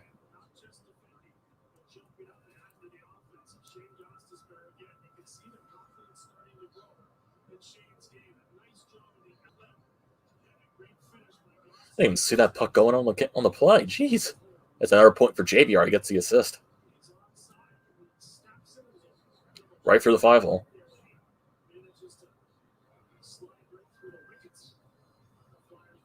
There you go. Get a 2-0 lead. Goes back-to-back games with a goal. Definitely building confidence for himself. Want Scott to get in there.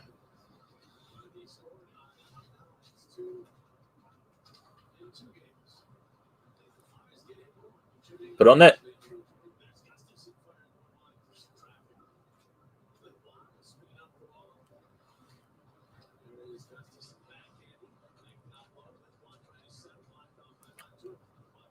Not a cross check there, ref.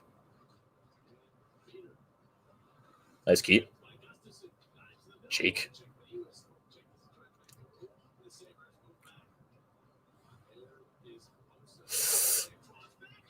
Ooh, missed the net.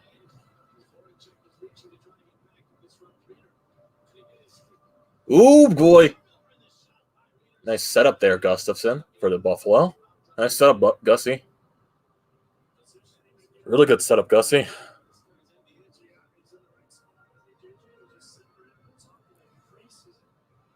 Horrible. God damn.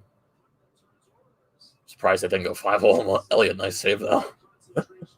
Jeez. That's a terrible pass by Gustafson. Jesus. He literally just sets Buffalo up for a one-timer. Yeah, definitely expect Myers to get back into the lineup tomorrow. Come on, bring it up, Braun. Skate. Let's go. There we go. Get some space. Get it deep. Yeah, Steve, that was awful.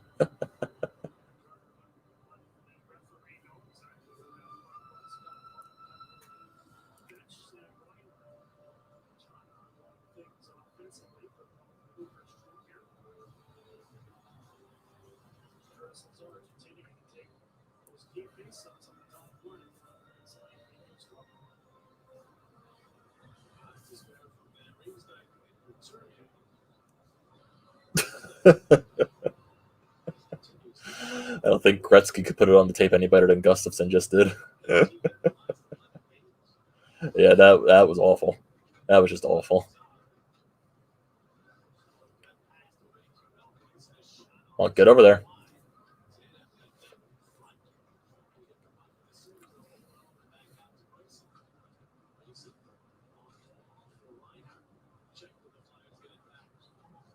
There you go. On Nick. On Nick. Ooh, come on, shoot. It's another chance for Ghost.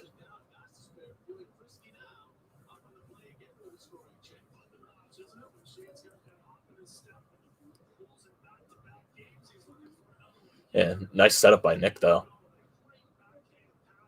Yeah, just Hutton saw it all the way at the time. He was probably expecting 5-0.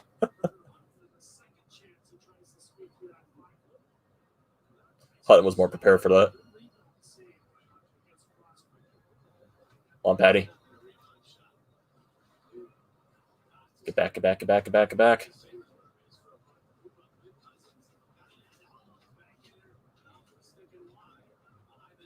Watch guy in front of the net. Buffalo's getting their chances now.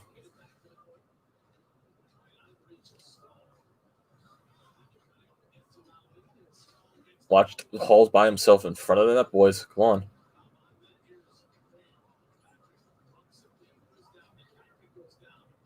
Come on, help a brother out. Hayes, what was that? There you go. We'll push it up. Okay, got away with a dangerous situation there, boys. Flyers out shooting Buffalo by 10 shots, 23-13. Come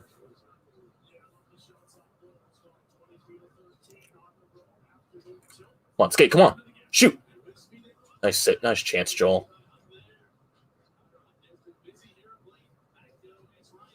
Get it right back up. Come on, boys. On JVR. Hoots. Rebound.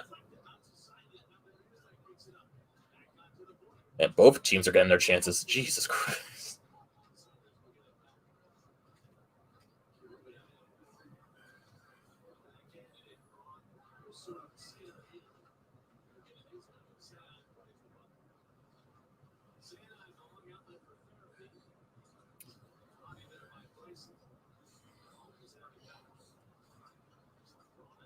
Get it up.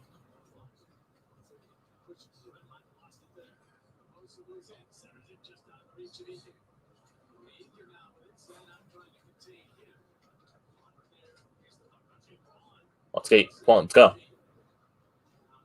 And the puck's now just bouncing away from us. Almost 20 men.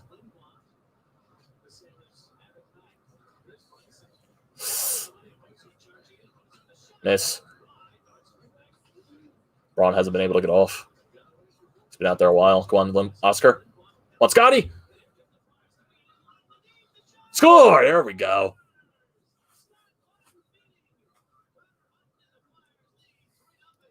Man, but now just completely back and forth. Huh. Great pass there, though.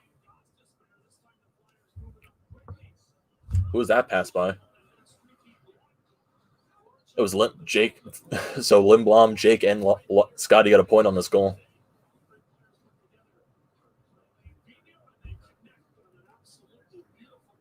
Beautiful goal. Got the 5-hole open, and he put it right through.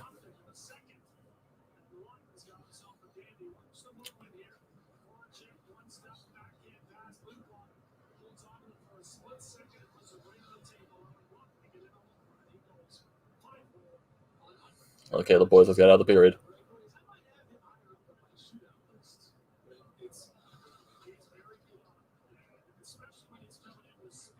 Get back, get back, get back, get back. Skate, skate.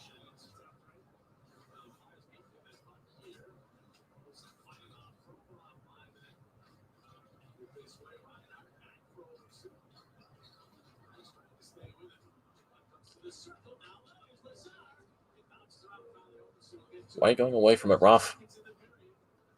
I don't like this. Get there, get there, get there. Okay, it's out of the zone. No way, son. Good. Yeah, we definitely need more Lawton action in the shootout because he does get a lot of breakaways. There you go. Get the puck out.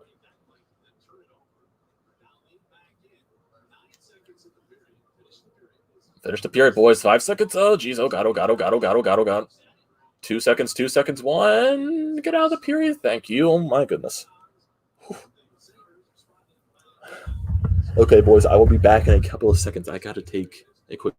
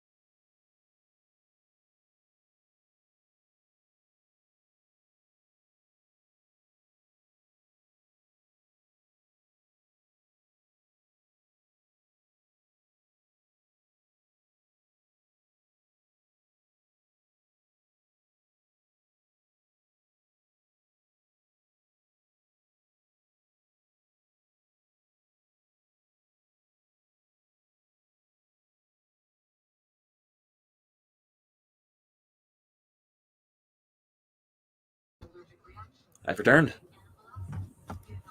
So, Flyers up 3-0 after 2 periods of play. So let's get the stats from that period, and let's discuss. So, Flyers are leading in shots, 26-14. Yeah, we just brought that up too. Steven said that too, Sean. Lawton should get more chances in the shootout with with how many breakaways he gets on and scores. So Gostisbehere got the first goal of the second period, assisted from JVR Gauthier.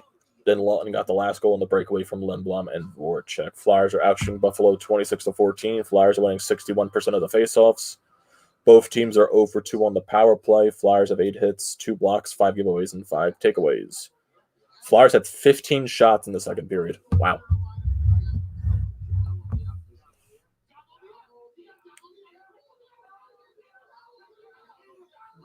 Yeah, so overall, 2 good periods for the Flyers, I would say. Yeah, now we got to close it out like what you just said, Sean. Third period, get pucks in deep and stay out of the box. I agree. Yeah, parents forgot something.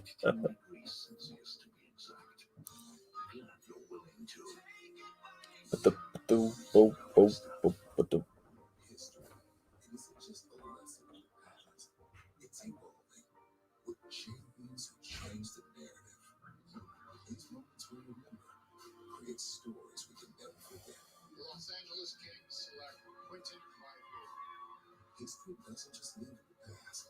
It's all around us. And Black history is building the future every day.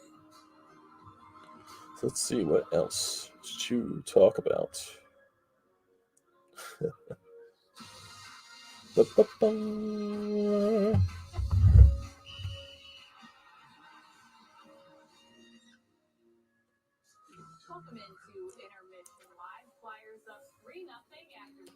Yeah, feeling good right now. Do the Flyers lead the league in offensive zone penalties, or is it just me? Usually good for 1 or 2 a game.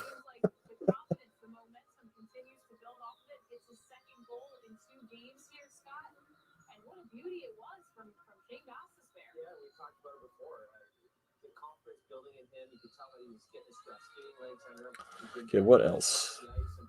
Let's see something. Where's my tracking on here? That's currently in Philly.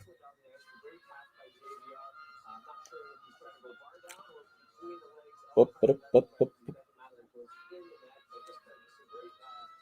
I'm trying to think of what else. We look at the standings around the leagues. Let's see what there is to talk about. Yeah, you got the Canadian division. Toronto dominating that division. They got 32 points, 15-4-2. Edmonton's second place. They're 28 points, 14-8-0. Winnipeg has 25 points. They're 12-6-1. Montreal has 22 points. They're 9-6-4. The Calgary Flames, they're one of the teams looking out. They have 20 points. They're 9-10-2. Vancouver, they only have 18 points. They're 8-14-2 and not been playing good at all for Vancouver.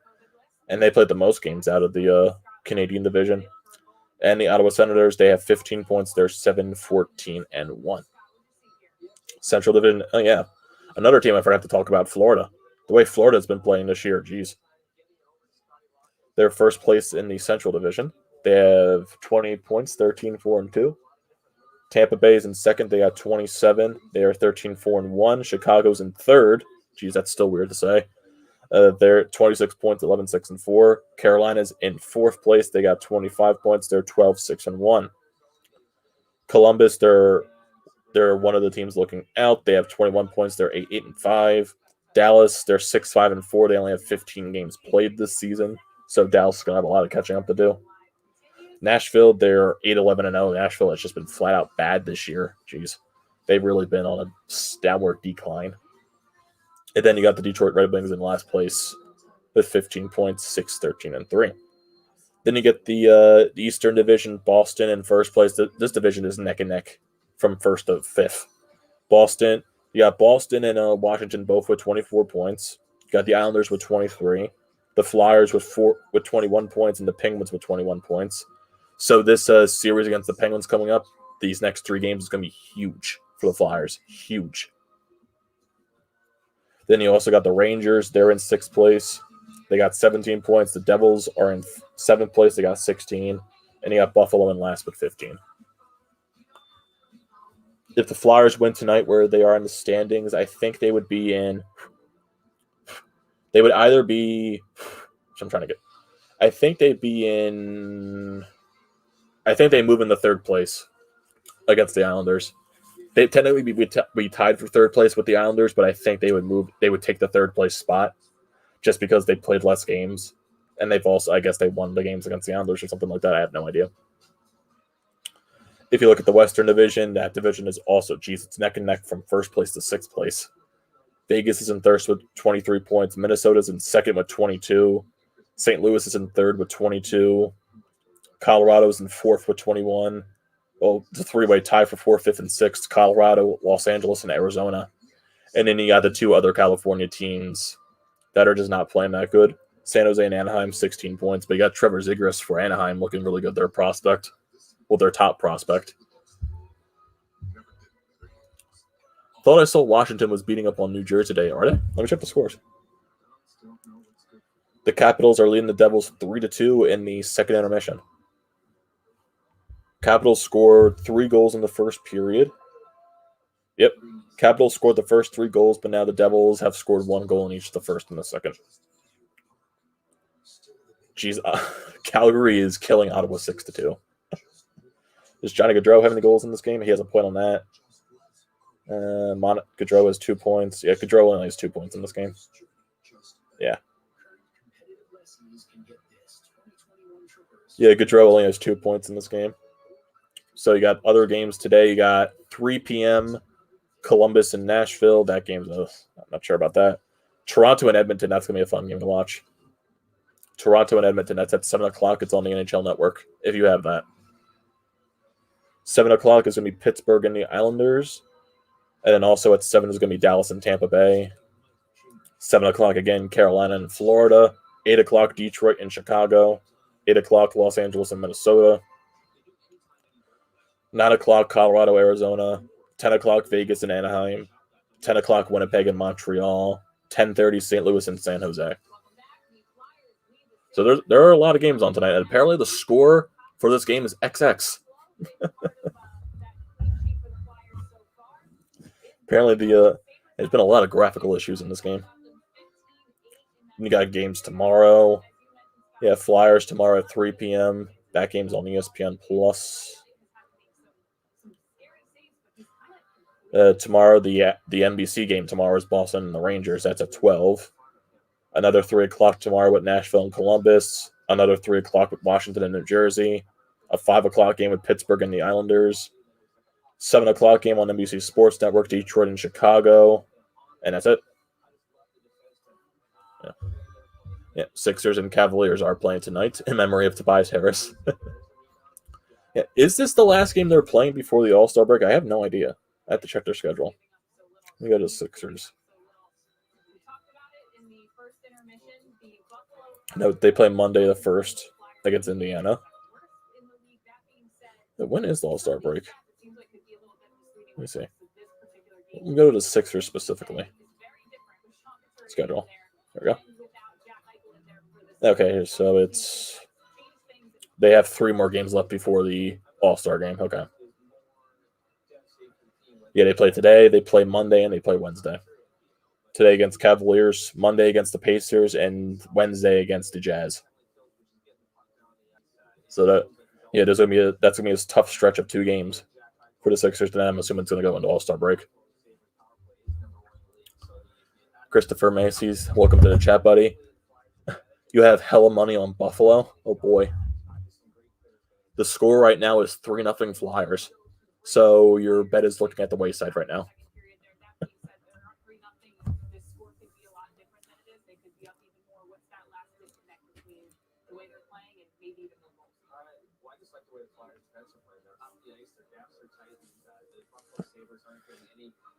Yeah, hopefully that's not a jinx though, because it's a 3-0 lead. But with the way the Flyers are playing right now, I can hopefully they can have a good third period. Still need that 60-minute effort. Yeah, if I look at the freaking the NBA standings, it's like the first 3 teams in the Eastern Conference. It's Sixers, Brooklyn, and Milwaukee. Jeez, those 3 are the juggernauts of the Eastern Conference. A fool and his money are soon parted. You got Sixers in first place, Nets in second place, Milwaukee in third place, Raptors are in fourth. They're 17-17. Miami Heat in fifth, Knicks in sixth, Boston in seventh, and the Pacers in eighth.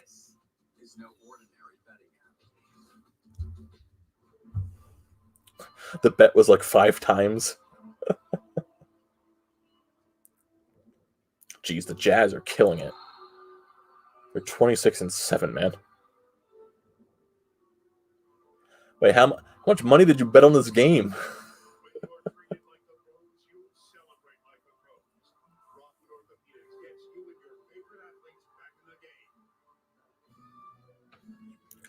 You got the Jazz in first place in the Western Conference, Clippers in second, Lakers in third, Phoenix in fourth, Spurs in fifth, Trailblazers in sixth, Warriors in seventh, and the Nuggets in eighth. Yeah, the Western Conference is a lot more competition than the East. Jeez. It's like from fourth place to eighth place, every team is either at 500 or below 500. Oh, yeah. The expansion draft is definitely going to suck for a lot of teams. And I also do think the Flyers is going to suck for. Yeah, if I go to the... I wonder if I can share... I want to try sharing my screen, actually, for you so you guys can see as well. Hopefully it doesn't mess up with the internet connection now. So let me go to Cap Friendly.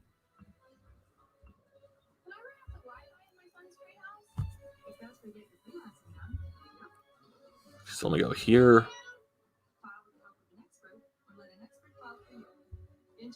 Where is that interactive? I would think so. It's an interactive. Yep, Seattle expansion draft. So if I can go to, if it loads in enough time.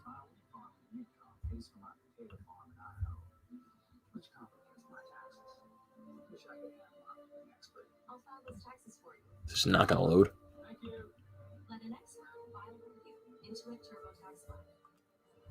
Okay. Gonna jump to the Flyers. Let me share the screen for you guys so you can see. Chrome tab.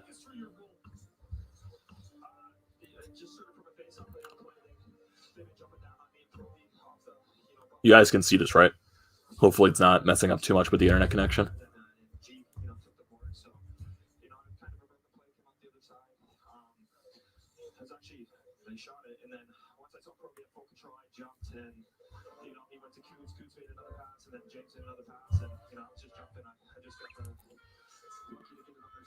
Yeah, just let me know if you guys can see this because I'm not sure if like the internet connection for me is like terrible.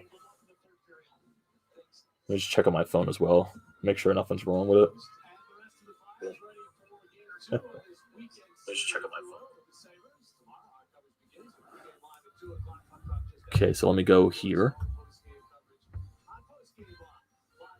Yeah, so if you look at the Flyers list for the expansion draft, if you guys can see it.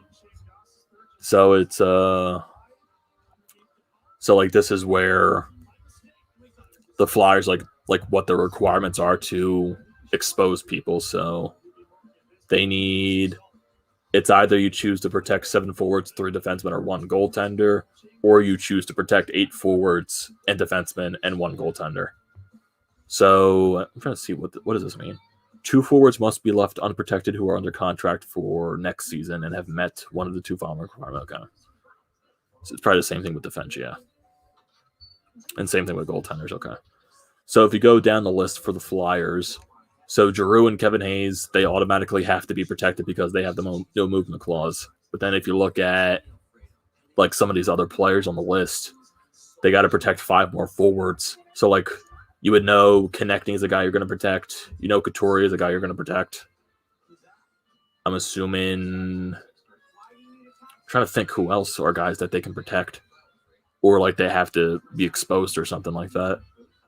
Like would you have to protect Lindblom maybe? Would you protect Voracek? Would you protect JVR? Because you got to get at least, 3 more people protected if you're going with the 7 forward route. So like who else would you protect on the forward side besides like the typical Giroux, Hayes, Connecting, and Couturier? Who else would you... because Farabee actually does not have to be protected. He is actually exempt from the expansion draft. So you don't have to worry about guys like Farabee or anything like that. But on the goaltending side, Hart has to be protected since he needs to be. So that leaves Elliott, Sandstrom, and Lyon exposed in the expansion draft. if you're looking at defensemen, you would honestly, if they do make a trade this year for a defenseman, if they get Ekholm, they would have to make a choice on that, because if they don't make a trade for a defenseman, your obvious protections are Myers, Sanheim, and Provorov for defense, and you'll leave all these other guys unprotected. So that means you're leaving Ghost unprotected, leaving Braun unprotected, Robert Haig unprotected, all of these guys. If you look at forward core, like who else would you protect on the forward core? Like, do you guys have any ideas? Because, mate, like, do you go out and maybe take a risk? Like, do you take a risk and maybe not protect Nolan Patrick because maybe teams like they don't want to take the risk with him in his injury situation? Do you take the risk with protecting a guy like Lindblom? Do you protect Scott Laughton? Like, I don't think they're going to protect Raffle. I highly doubt that. Like, I can definitely see them protecting one of these two guys, Voracek or JVR. I can honestly see one of those two getting protected and one getting exposed. So it's definitely a tough situation for all teams. So let's see if you, like, since we got the 3 defensemen required, so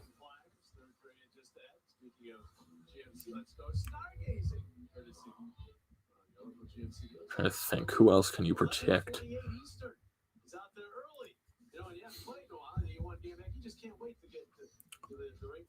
Or the Flyers back on the ice too. Okay, so let's stop the share screen for now. Let's get back to the game. Between the benches, getting ready for the game. I think it worked for G pretty well in that game, and maybe he's trying it again. So hopefully they have a good third period, and he does it tomorrow as well. Let's have a good period, boys. Yeah, he's getting chances. He's been really good. I think he showed some of the clips in that second period of some of his work throughout the game so far, and wins another draw here to get things started. Has been dominant in the face-off circle, but Sabres get the puck right back and dump it in. You gotta make the right play, Elliott.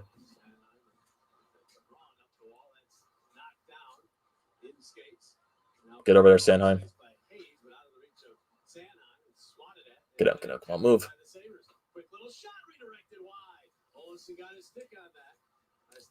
You know, get it out. There you go. Come on, Hazy, get it deep. There you go.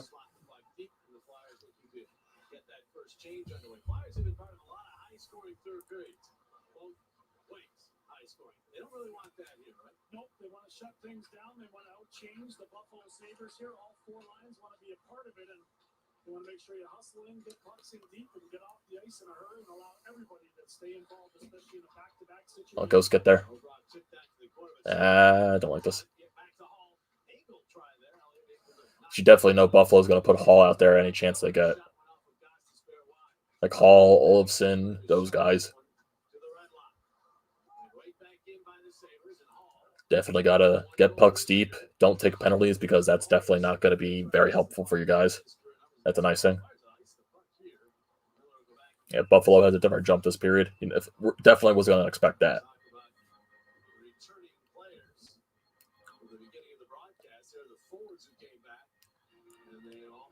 Yeah, those guys have definitely made an impact in this game. Each one getting a point. Jake Oscar with the assist, Lawton with the goal and the breakaway. Oh, boys, move it up. There you go.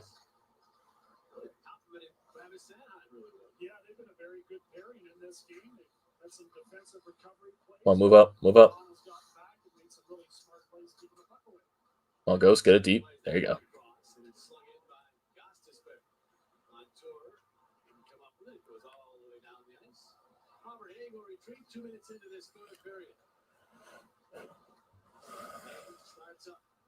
There you go, Gus. Mom. Sure. No, they didn't. Never mind. Thought it went in. Thought the way from Jake's like little reaction, I thought it went in. Great shot there against the New York Rangers on the power play, and today jumping up, reading the play, and sniping on 5-hole right there past Carter. Great to see Shane start to pick up the goal scoring again. Won the face-off.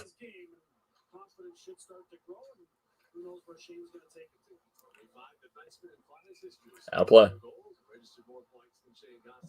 think a lot more whistles to start this period, though.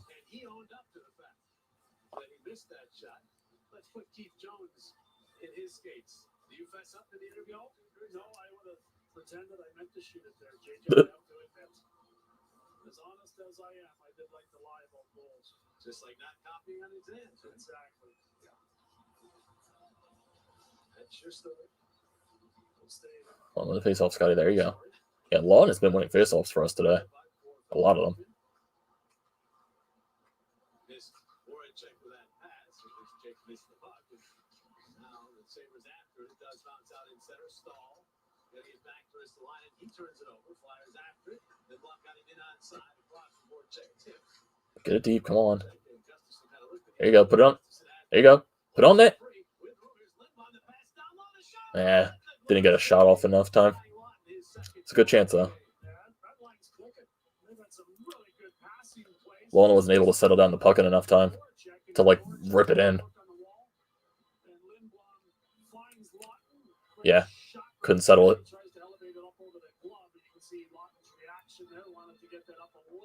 Yeah, it took a little too long to settle it down. I'll win the face-off.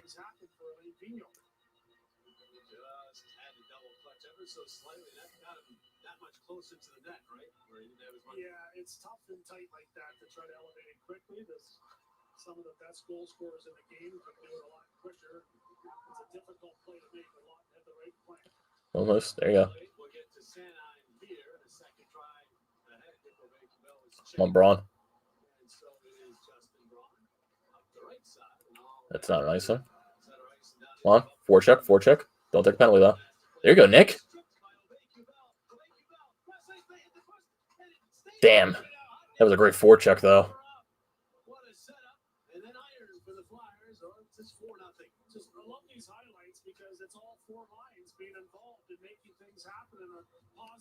Damn, I think that was that took the shot Raffle or was that Bunneman? That was a great forecheck, though. Yeah, it was Raffle. Yeah, Raffle. Oh my god, he had a wide open net and he hit the post. Ding did it right off the pipe.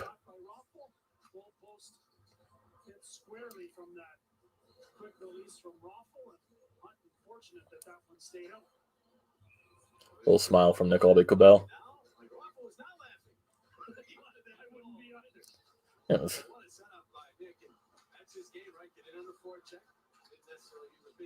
I'll get there.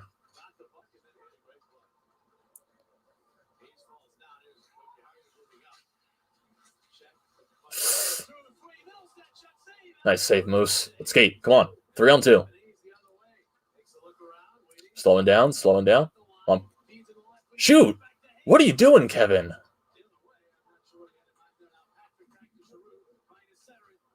Look, this line has chemistry. Hayes needs to shoot.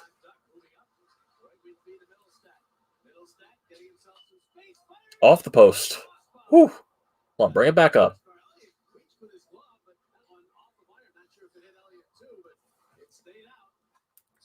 Both teams hitting post in this period.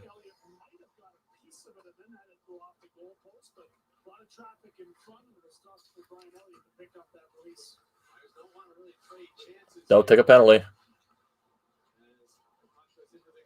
Come on, help each other out.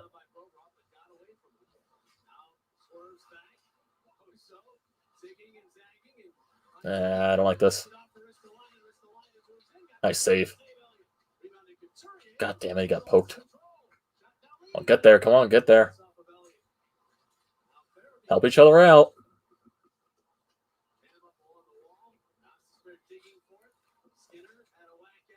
Not winning the puck battles. Don't take a penalty. Don't take a penalty. Get there, Coots. Come on.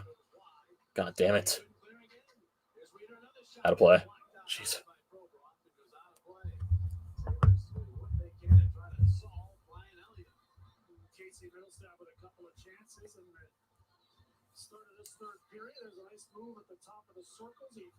Oof, that was right off the pipe.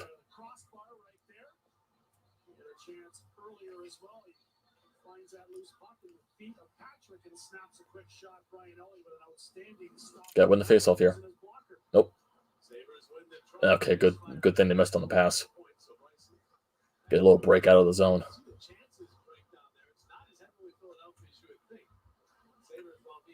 I'll move it over. There you go. I got to push on that.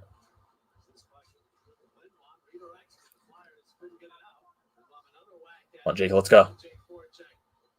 On Oscar. Shoot. Yeah, no room.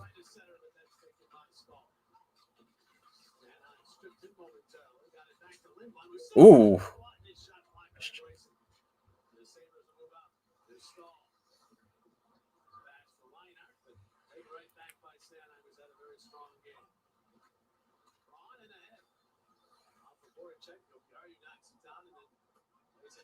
Into the Philadelphia zone. There's the change here. Santa looks things over. We approach the 6-minute mark of this third period. That one off of Butterman and down the ice. Come on. That's a nice save. Yeah, it's right on Elliott. Never mind. Come on, skate. Let's go. 3-on-2. On net. I'll take that. I'll take an offensive zone draw.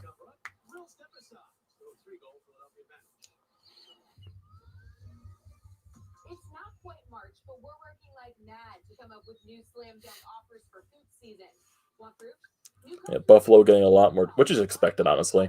They're going to press in this period. But Elliott's made some saves. They've hit the post a couple of times. We're also still getting chances on the other side of the ice, which I do like, and we're forward checking. So download the DraftKings Sportsbook app. Sign up with the promo code BET$1 to win $100 and make it rain.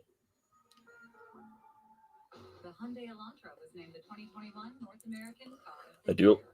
do like it. Let's go. Most prestigious awards. Pretty big It is weird. It's really quiet in my house now. At the Hyundai Big Deal event, you'll get huge deals on our entire lineup of cars and SUVs, including the award-winning Elantra. So hurry in today, because this celebration is just too big to miss. In honor of President's Day, lease a Sonata for $129 a month or an Elantra for only $199. Let's keep her going, boys. Offers end March 1st. Remember how it felt when we didn't know the limits and anything seemed possible? At Jefferson, we push beyond limitation. We make the seemingly impossible possible. As students, we can turn style into something timeless or plan a city that can redesign itself. We can invent new I kind of do like the afternoon games. They get it done in the afternoon, and then you can just enjoy the rest of your day. Remember how it felt when anything seemed possible? Apply now. Let's try to finish this game off, though. 13 minutes left.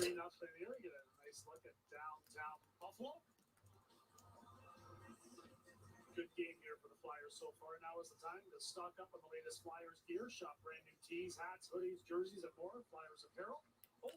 Yeah, who's ready for that's still in the chat for when baseball comes back and the Phillies allowing 2,500 people to come into the stadium? Who's ready for that? I would definitely like to try to get a Phillies game here or two, if it's possible, though. But always definitely try to be safe as mostly safe as possible, though.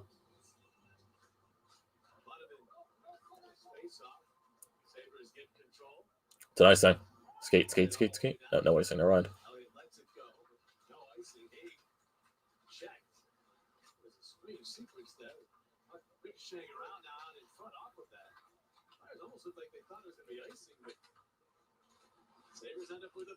Nice save, Moose.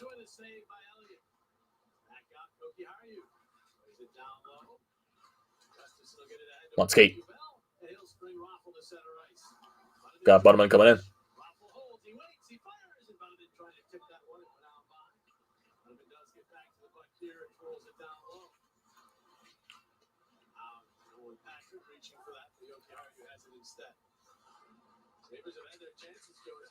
Nice forecheck, Patty.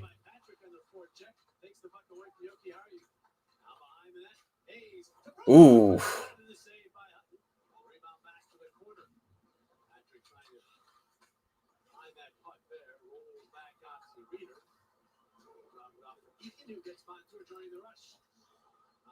Just pop that one deep into the Philadelphia zone. Rover off first there. Quickly. Oh, how he missed the net there. Whew. Flyers again were there first in the puck, but didn't do much with it. Here's Reeder. Back out to the point. Throw it across. Nice blocked in front. Come on, get over there, Hayes. Come on. Gotta skate. Outplay. Close chance there. Let's take a look at our Toyota Camry turning point of this game. It's going to come from the guys that were back in the lineup for this one. Scott Lawton buries it for a check. And Lindblom pick up the assist. Pretty passing play. Puck movement leads to a beautiful move by Scott Lawton. He buries the goal right there. Lindblom's had a heck of a game here as well. Both Lawton and Lindblom having a conversation on the bench. Great to see those guys back along with Voracek and Brock. Travis Konecny, the only remaining active Flyer on the COVID list, took them off as early as tomorrow, I believe. We would see about his availability since he has not been skating with the team. There's Sam Reinhart. Yeah. I don't expect TK to be playing tomorrow. I think his first game's back is going to be against the Penguins. Well, Coots, get around him. Bring the puck in yourself. There you go. Get deep.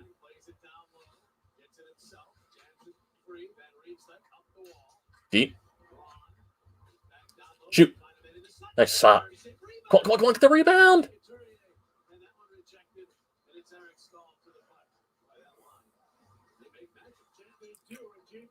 Nice, Joel. Ooh.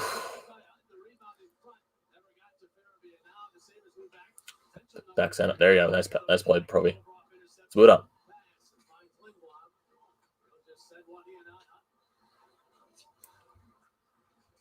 Sabres move to center here. 9 minutes into this third stanza. There's Montour.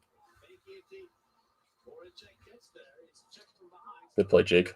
Yeah. No penalty, please. Nice, got around him. Skate up. Push on that. Yeah. Yeah, float it out.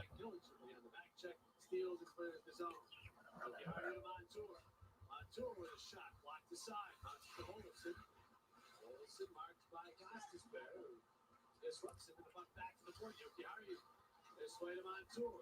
Montour flipped away, blocked out high again. To the corner. On 10, but oh, boys. Already playing the Phillies theme for some reason. I don't like this chance for Buffalo. Nice block. I'll forget there.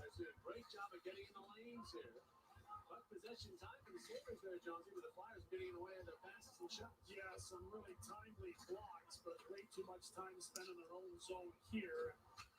They want to get this puck out and allow Kovarov to get off the ice. It's a third extended shift that he's had on most of the. Come on, help him out, boys. There's penalty in Buffalo.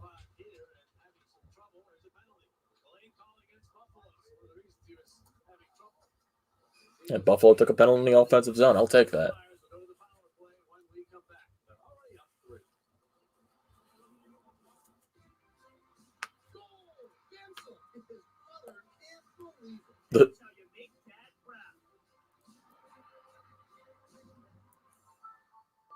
Mass Mutual, proud partner of the NHL.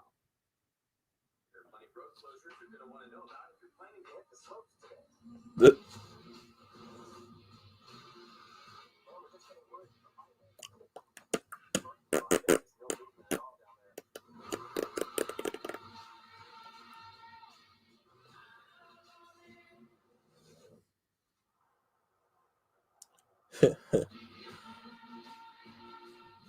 What is all the noise going on upstairs? You're convinced NBC Sports Philly is mostly interns. I'm just like the Phillies theme just randomly started playing for a couple of seconds. I'm just like, what the hell is happening? Like, who pressed the audio cue for that? I know they're probably short-staffed just because of COVID and everything, but god, geez.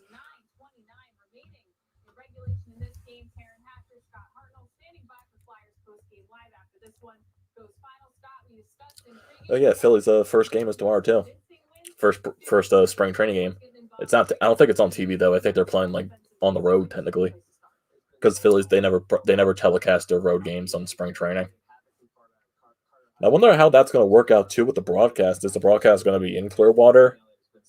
Are they going to be like separated in the broadcast booth, or are they going to be like in Philadelphia? I would expect they're going to be in Clearwater. They're probably just going to do some social distancing in the broadcast booth.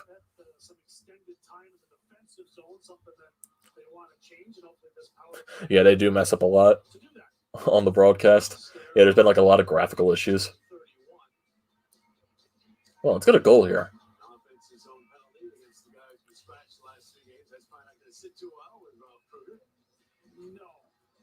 It's never a good thing. Down 3 goals, but Skinner out there trying to make something happen.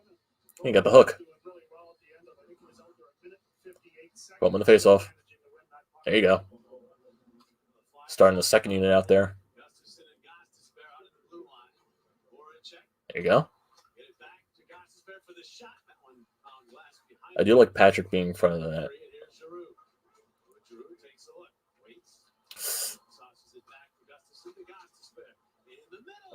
Could get the redirection. Keep that. Keep that. Damn.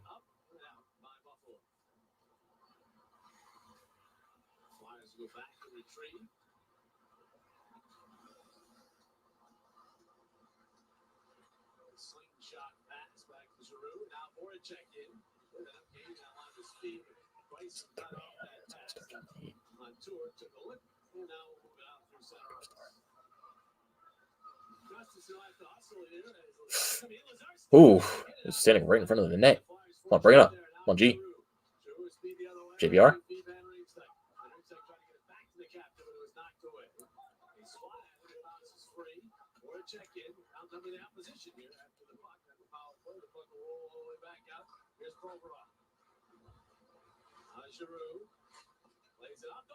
Ooh.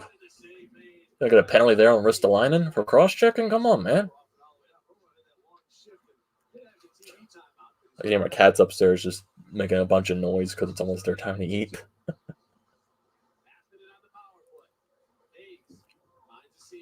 What are they doing up there? This power play, geez.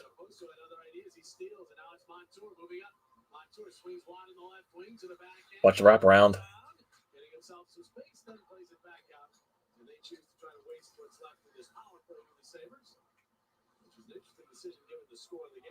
Yeah, Montour did not look like he was willing to throw that puck out in the slot area while short-handed. The defenseman.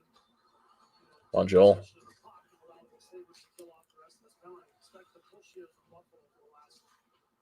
7 minutes in the game, geez.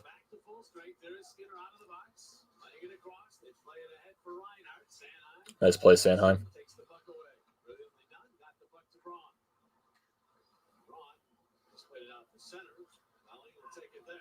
Yeah, we are almost out shooting them by double. We have 12 shots each. We have 12 shots this period. They have 6.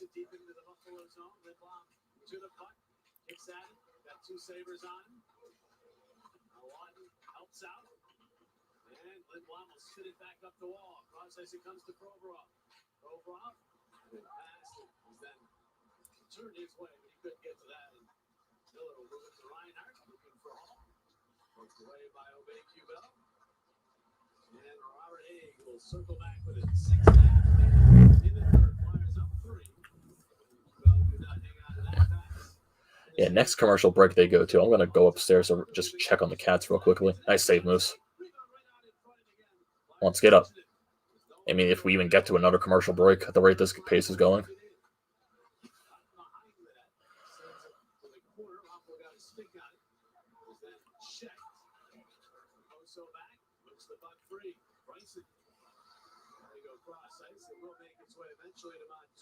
Offside. Going to commercial. Okay, boys, I'll be right back real couple seconds.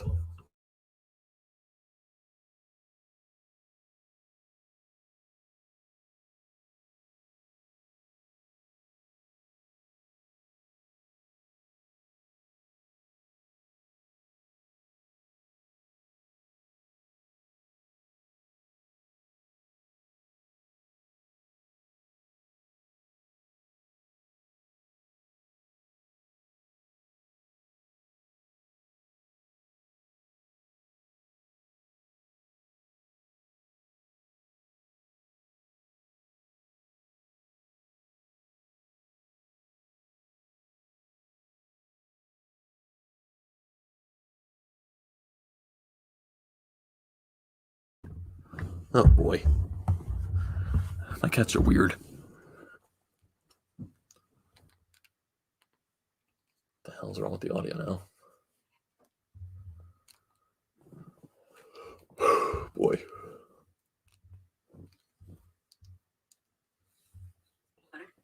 There we go. Wait, what the hell? There we go. For some reason, TV audio wasn't working. Yeah, my cat's weird, man. It's always like around this time. Like my one cat, he'll just lay on one of the chairs in the kitchen, but the other one, he's literally just walking around everywhere making a bunch of noise. 3-0 Flyers here. Get your first glimpse of the 2021 Philadelphia Phillies with their grapefruit league debut against the Orioles Monday at 1 over on NBC Sports Philadelphia Plus. Tom McCarthy and the boys as they begin their season abroad. Bring us in the air. Can't wait to watch that. The Flyers and Sabres here looking to finish this one off for the Flyers as we look back. Yeah. I just saw a freaking tweet on Twitter saying Skinner at $9 million per year. Yikes. And he's getting paid for 6 more years at $9 million. Yeah, that contract is terrible for Buffalo. Like Skinner had a couple of 30-goal seasons. He's not a $9 million per year player.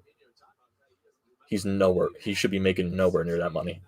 Because if you walk on the computer, I am going to kill you.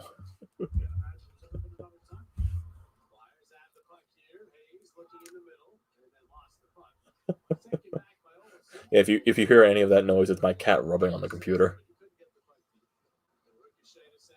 Hey, buddy. Yeah, he's just currently behind my computer rubbing on. Do not bite the wire, goofball.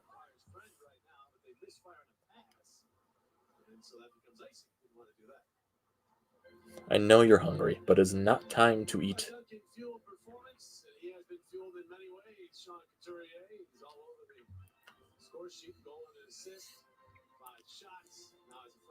What you doing, buddy? I would turn around my laptop just to show my cat, but I want to run the risk of accidentally showing the game on the television because copyright reasons. Just don't want to take any risk possible. Come on, Coots, let's move up. Put on net. JVR on the right side. Throw it on net. Joel, get there. Point. I don't know why you didn't take the shot there, Provy. Completely missed. Right behind you, Ghost. It's always a good thing when you're wondering what a gift. The traffic is out front, and the Flyers have done a much better job in that regard. JVR with another smart play, chipping the puck in, and he was the guy that threw it to the net with Fairby looking for the rebound just moments ago. Come on, Haig.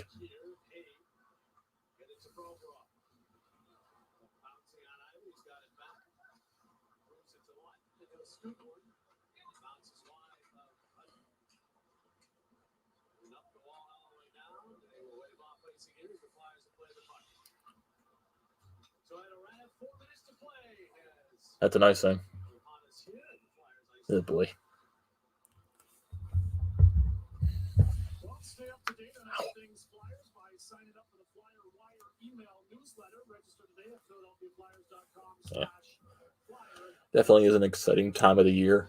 In the midst of Flyers and Sixers season as now, we're getting baseball back tomorrow. Definitely gonna be a fun time, sports-wise. Definitely getting into that baseball mood because the weather is starting to get a lot nicer now. Well, it's getting better. Now I wouldn't say nicer. I just need that good old 60 to 70 degree weather to come back. Good for jeans and hoodies, shorts. I'll stretch it to 80 degree weather sometimes.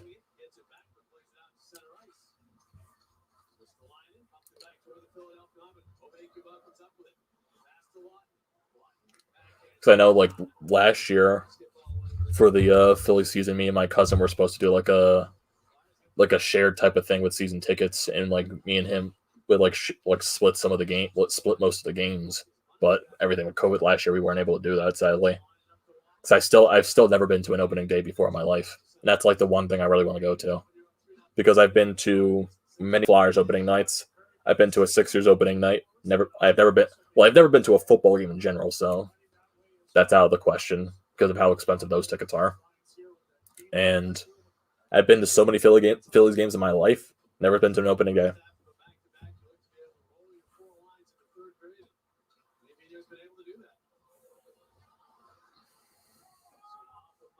Deep into the Philadelphia zone. Retrieves. And 2.5 minutes left. Whew. I wonder if Buffalo's even going to pull the goaltender. It's a nice thing. Yeah, I can expect them to pull him now. If they're going to get an offensive zone draw.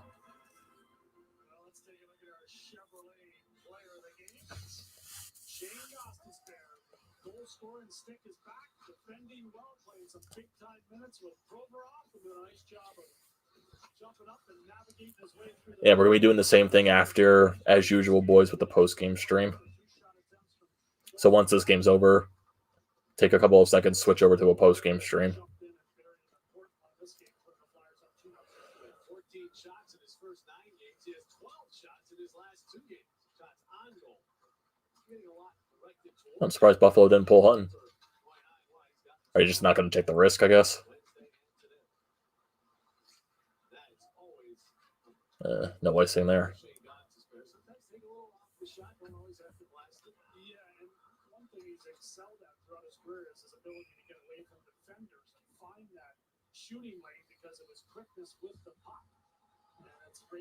The Flyers got a little offensive zone draw for themselves. There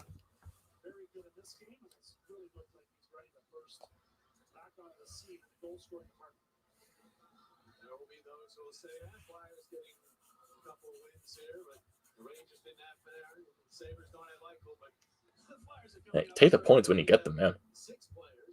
They didn't have Sean Couturier for most of the first part of the season, so that's just the way it is.